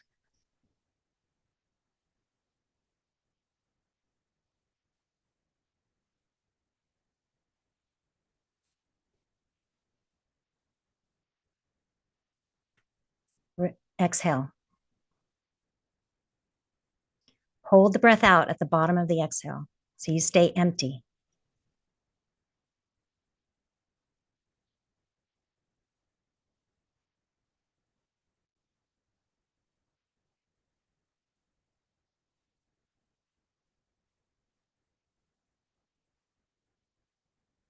And then go ahead and we're going to repeat this again.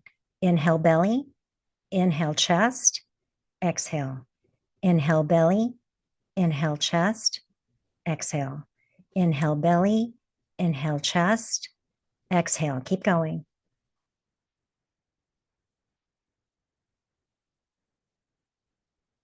Let your brain relax.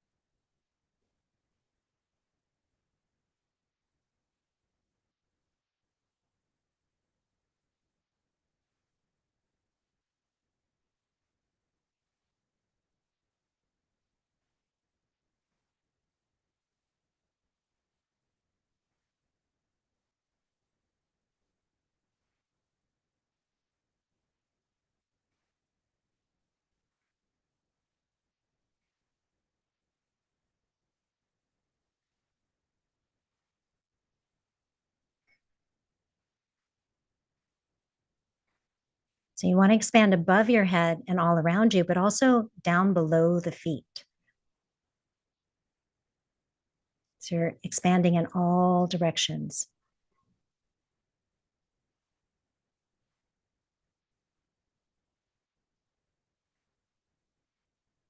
Five more. Make them strong.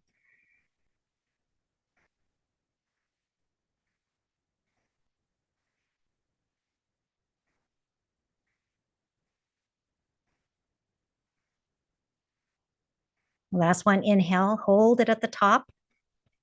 Pull your navel back. Squeeze your pelvic floor like you're trying to prevent from peeing, from urinating. And then focus your attention in the center of the brain. And just set your intention on focusing on the pineal gland. You're holding your breath. Your attention is in the center of the brain. Focus on setting your intention for the pineal gland and that you want it to secrete.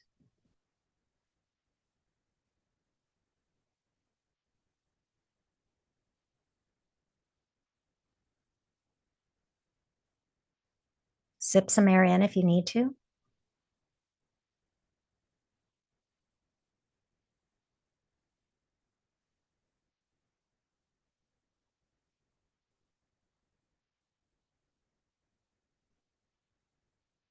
Exhale.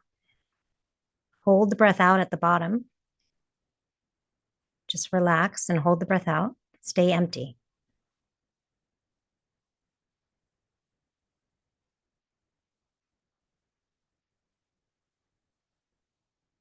Now return your breath back to normal. And just feel yourself expand in all directions. Feel the center of your chest. And then feel all around you.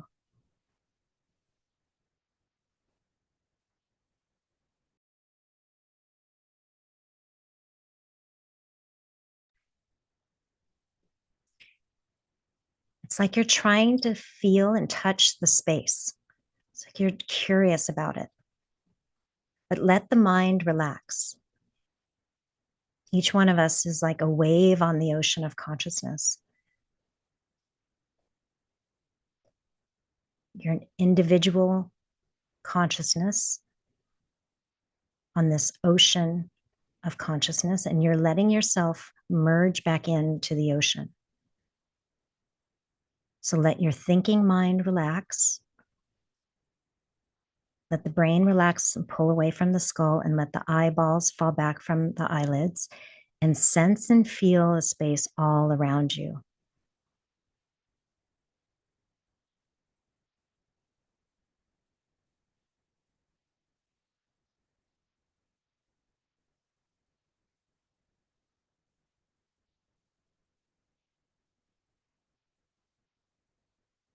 You are this entire field. Notice what happens when you center at your heart and you feel yourself expand out. Do you feel more whole and complete? Do you feel more like you?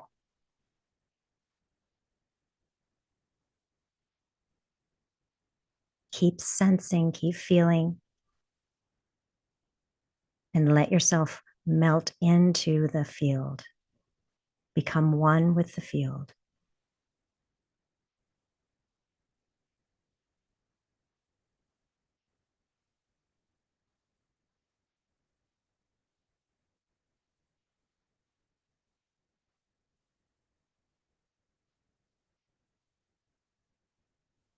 Let the field enter every single one of your cells.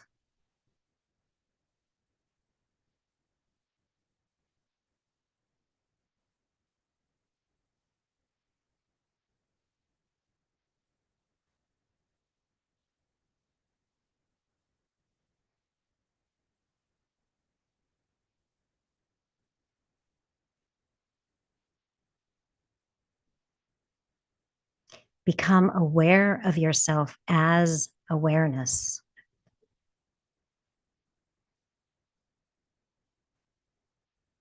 And on a moment-to-moment basis, stay aware of yourself as awareness.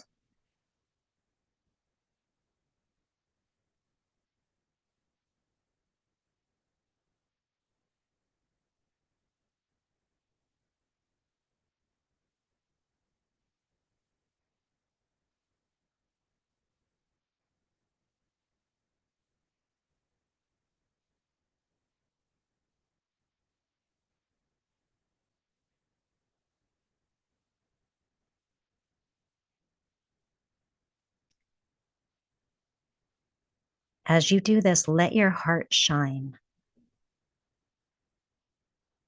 Imagine the sun is radiating from your chest in all directions, behind you, to the sides of you, in front of you, above you, and below you. Shine as bright as the sun.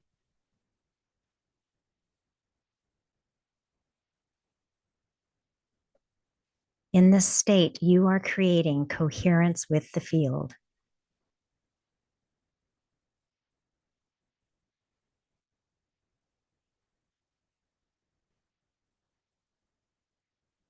The more coherence you create with the field, the more health in your physical body.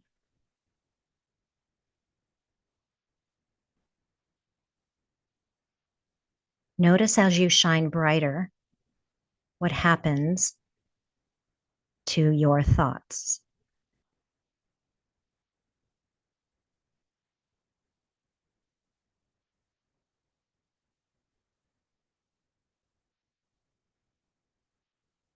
Just radiate from the chest and notice what happens to the thoughts. Are they quiet?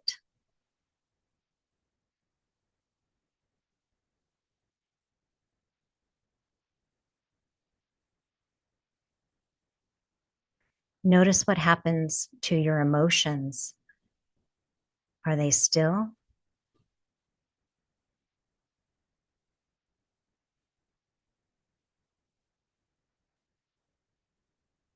And notice what happens to the physical body. Is it relaxed?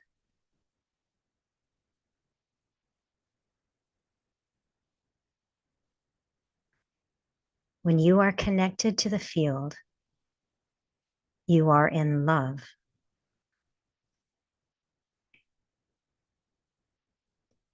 The field feels like love. And when you're in love, there is no fear.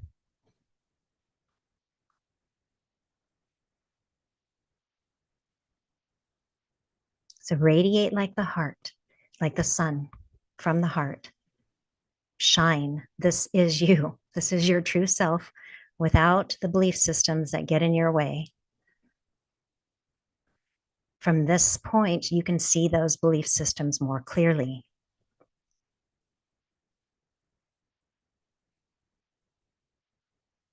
Find any place in your body that needs to be relaxed a little bit more.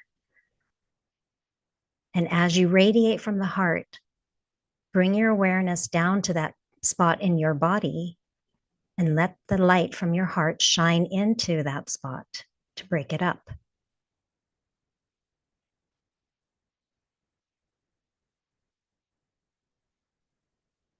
This scalar field you are emitting from your heart is what recharges your cells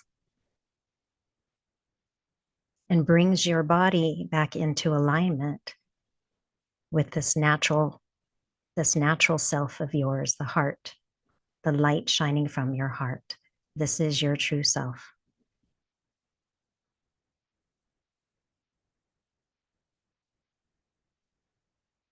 So stay feeling the field. Stay in this expanded state. Feel yourself expand like a balloon in all directions. Notice how you feel.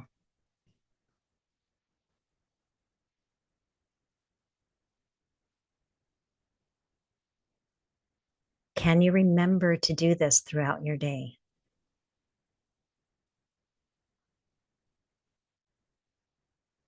Can you remember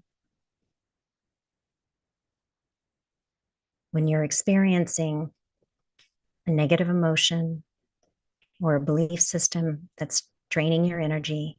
Can you remember to shine like this?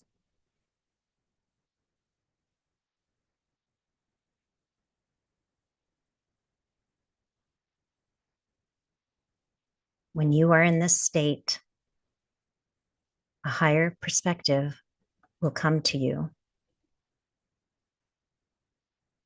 and you'll be better able to address what it is you need to address from a higher, wiser perspective. So keep shining your light. Remember to do this. See yourself doing it throughout the day. Right now, see yourself doing it throughout your day.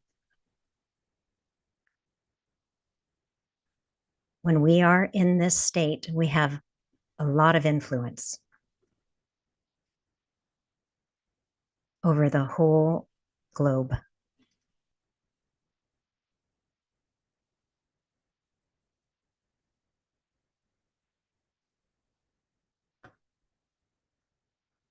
We are connected to each other. All of us, everyone in the universe is connected by the heart.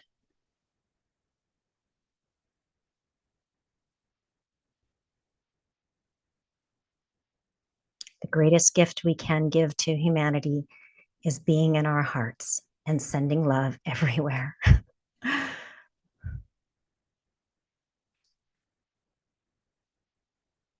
So remember to shine from your heart. And then shine that light on any part of your body that needs healing. Shine it on the belief systems that need to be realigned.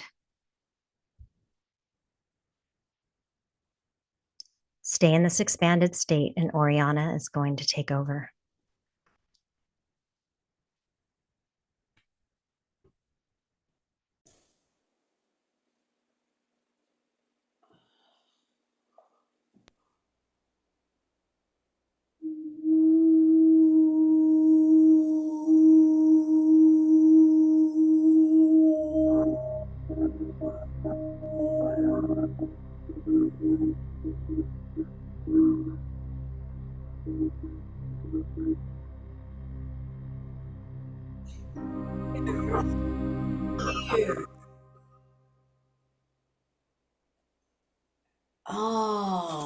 Two ears hear the resonating frequency of sound, waves interpreted as sound, a tympanic membrane pulsed, a rhythmic pattern recognizing sound.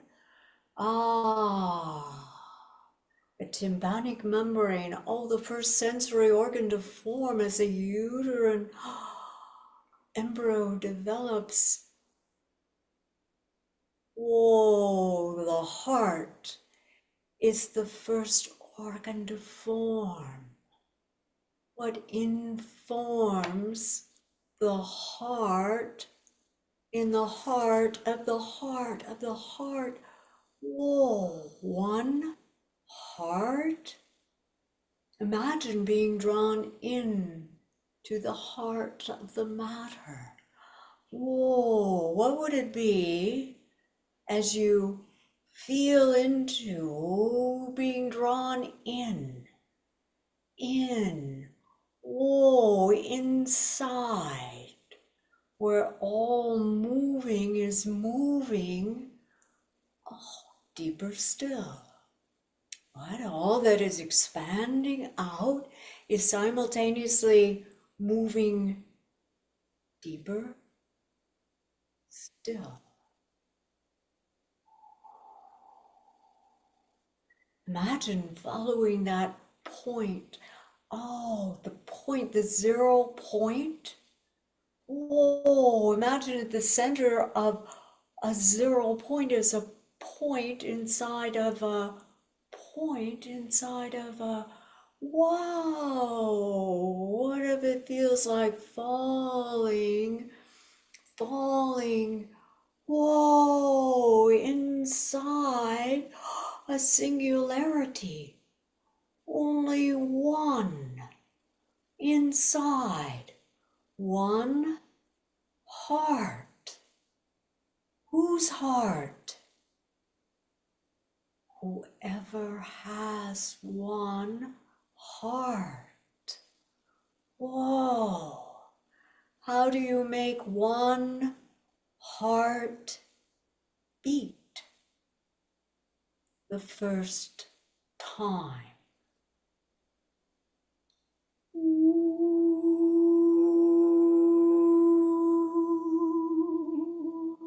Imagine one singularity, one point that holds infinity.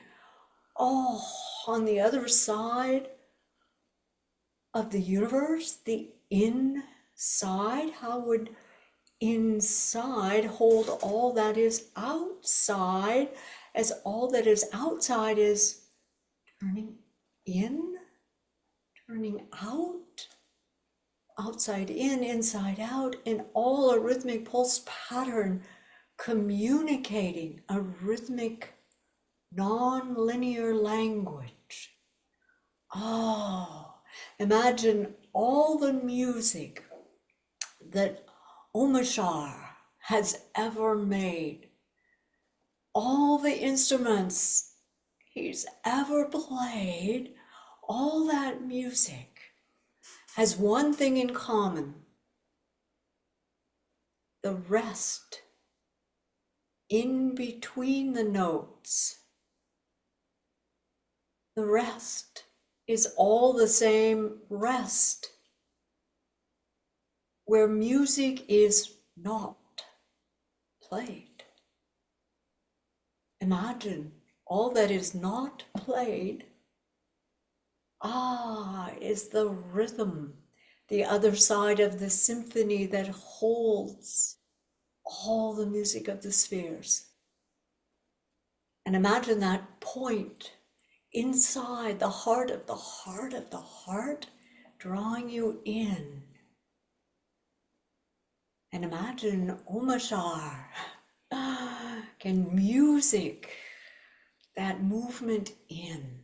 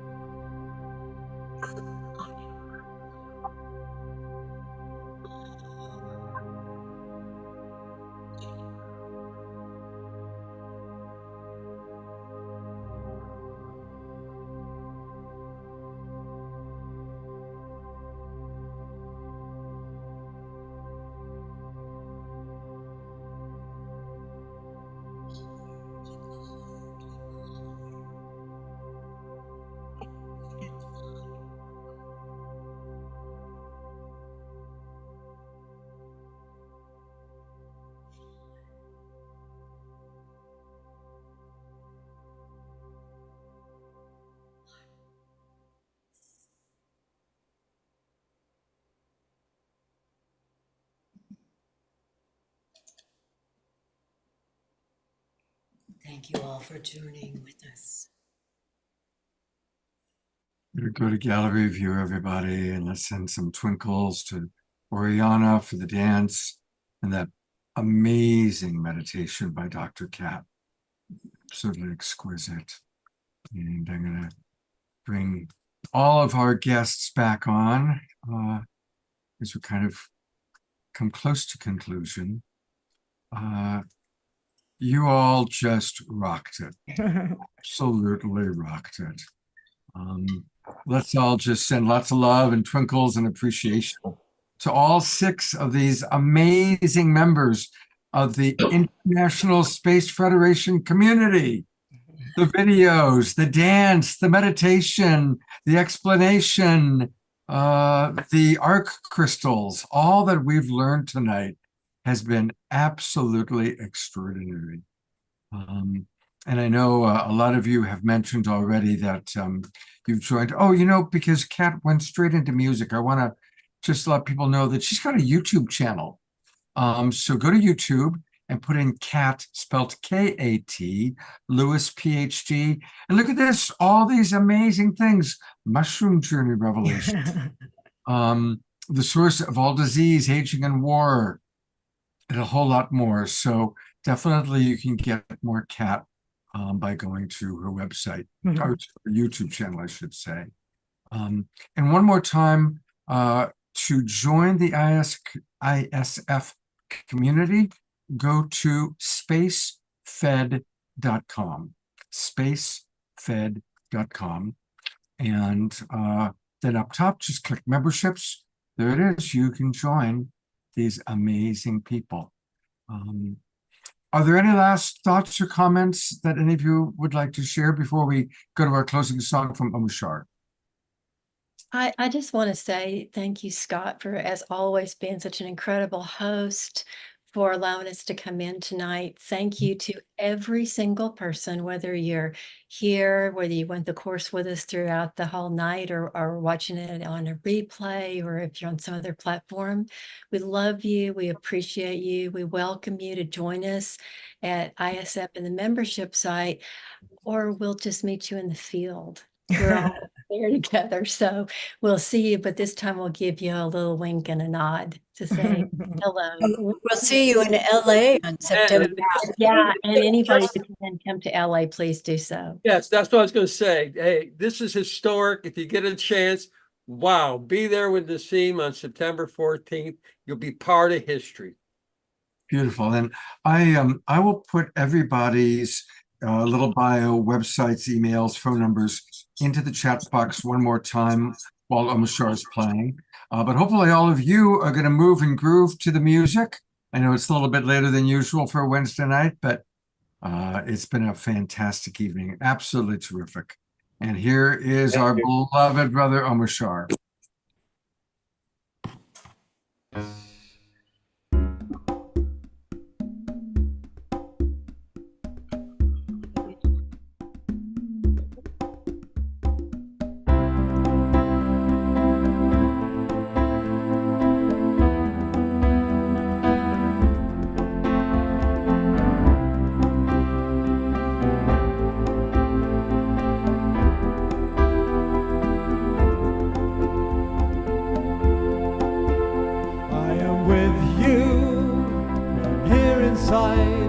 Don't worry, don't worry. And I love you more than you could know. So come along now and lay your head on my heart, on my heart. Close your eyes, dear, and rest a while in me. Open your heart and let in the sun. Bathe yourself in the garden of one. Know you're at home and in my embrace. Here is divine space. Here is empty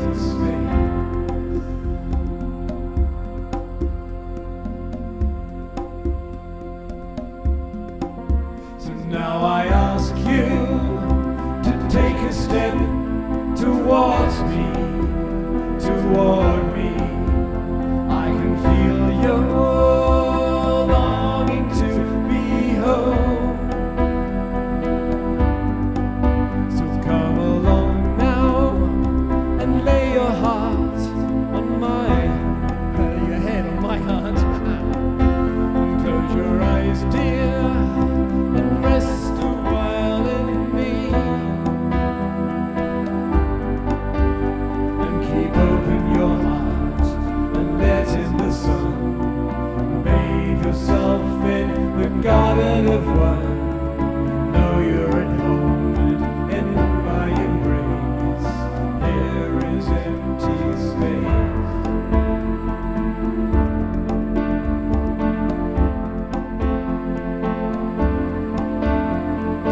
There is empty space.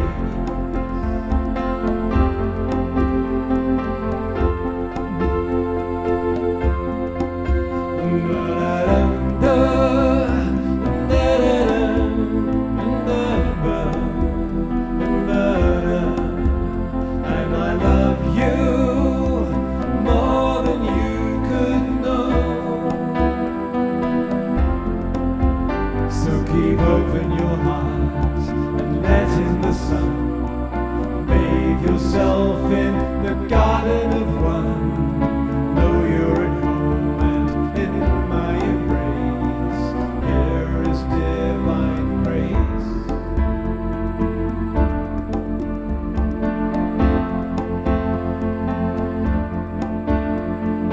There is divine grace.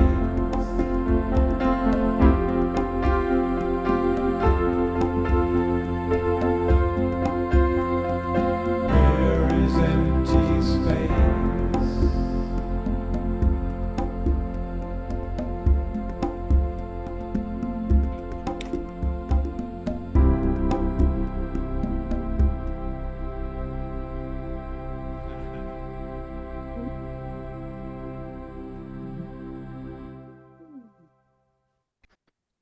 I love your crystal placement, Noah.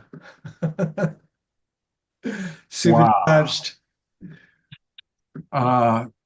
What an amazing evening. And don't go away, everybody, because I do have an important announcement. But again, thank you, everybody, for moving and grooving and moving to the music. Omar, I got to ask you, what stood out for you and all the amazing things tonight? What stood out for you? It's just the perfection of all the information that's coming in. And all roads lead to Rome.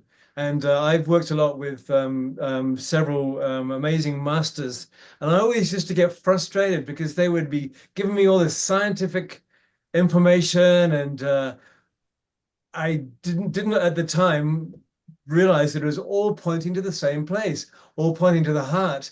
And so I came in from the spiritual angle.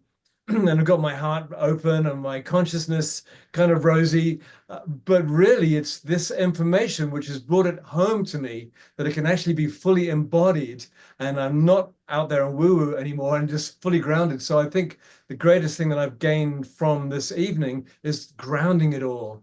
And, we've been exposed, many of us, to this information for many decades from very different angles. And it's all coming together, science and spirituality. And as Nama showed, we can actually visualize that which is being talked about, which takes away any woo-woo and takes away that is too wordy. It's just amazing. And so that is mine for now, Scott. So thank you so much, Jeffrey, for bringing this to our attention. And it is grist for the mill beyond, to infinity and beyond. So thank you. Thank you, Oriana and Kat and Nama and Lee. Wow, what a And thank- family we are. Yeah, thank you, Scott and Omar. I mean, thank you so much for having us on. This has been so fun, and your community, I can just feel the love. It's so beautiful.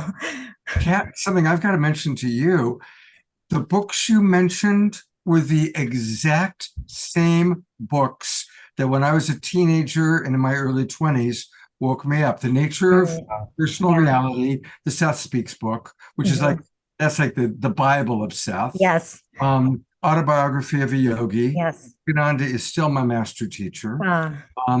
And it was amazing. It was like, oh my God, that's exactly the ones. Oh, and the teachings of the Far East. Oh, that was amazing. And that's like a pretty, not that many people know that one. Yeah, that's amazing. So read those if you can. They're amazing. Absolutely. So there's also the Tao, according to Winnie the Pooh. That's a good one. Now listen, I've got a really important announcement for everybody.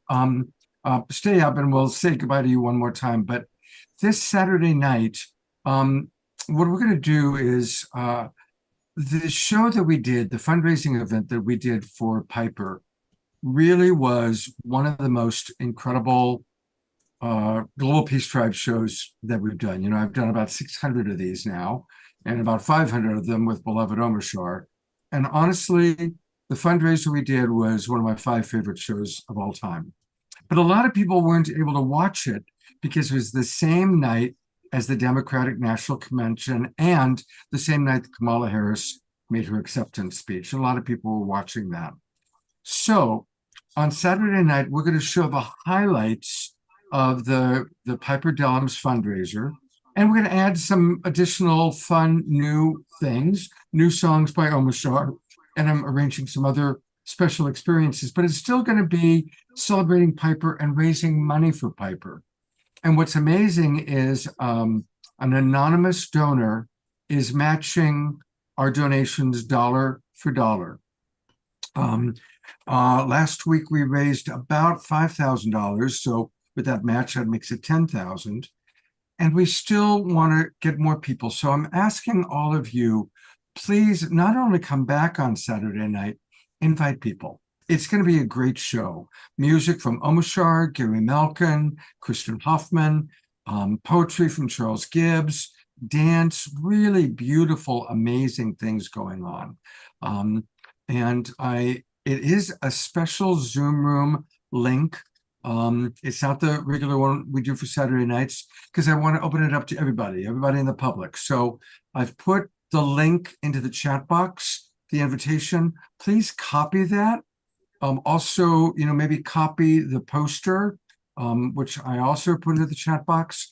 Copy these, and please, let's really invite friends, invite family. It's a great way to introduce people to the awakening world. And also it'll be a chance for us to continue our support for Piper Dellums. And it's free to everybody without registering. They can just come straight in, so there's no difficulty. Yeah, just come right in. So let's make it a really packed night. And I'm going to do extra promotion, extra marketing, but I need all of your help because all of you know people I don't.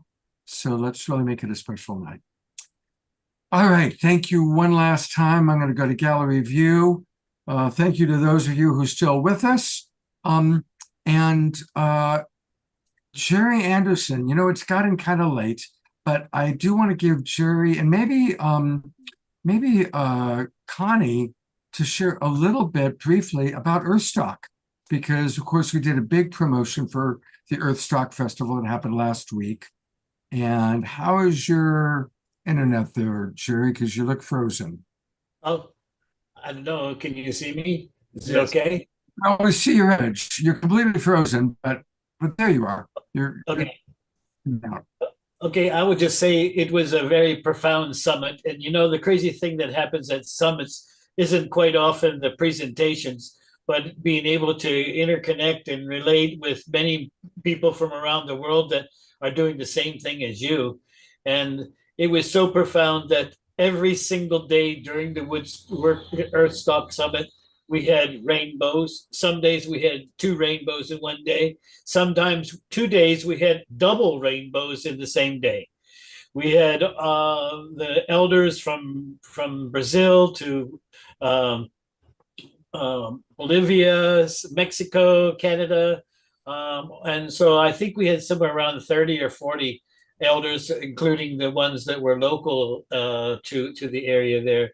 So we had many ceremonies. We had giant fire ceremonies. We had a cacao ceremony where we all drank the chocolate from the native style. And we ended on Sunday with the most amazing drumming from the Japanese with the huge big drums to the kettle drum of the native tribes and so forth. So we had amazing drummings there, and it was a profound ceremony, like I said, and the connections to new people were wonderful. And Connie and Andrew were there also from the Global Peace Tribe. Well, I will bring up Connie. Connie, is there anything you'd like to add? Yeah, it was just such a frequency thing. It was a gathering of people we'd known for 10 or 15 years coming together, elders and new people, and it was just such a heartfelt gathering, which I saw 30 years ago, that everyone in their hearts are going to be connected all over the world on deep levels of interconnectedness, and I called it the Good Guy Network. And this was a gathering of the Good Guy Network. It was extraordinary. So it was great, a great time. Great. Well, I'm glad that both of you were, and Andrew as well, were there to represent the Global Peace Tribe. And I send you so much love. And going to go last time to gallery view. Thank you, everybody, for being with us. Let's really make Saturday night a big success. Much love. Have a wonderful few days. And again, thank you to our international space community family. Thank you for two tribes coming together tonight. Very, very beautiful. And big thank you, especially to you, Reverend Jeffrey, for making it happen.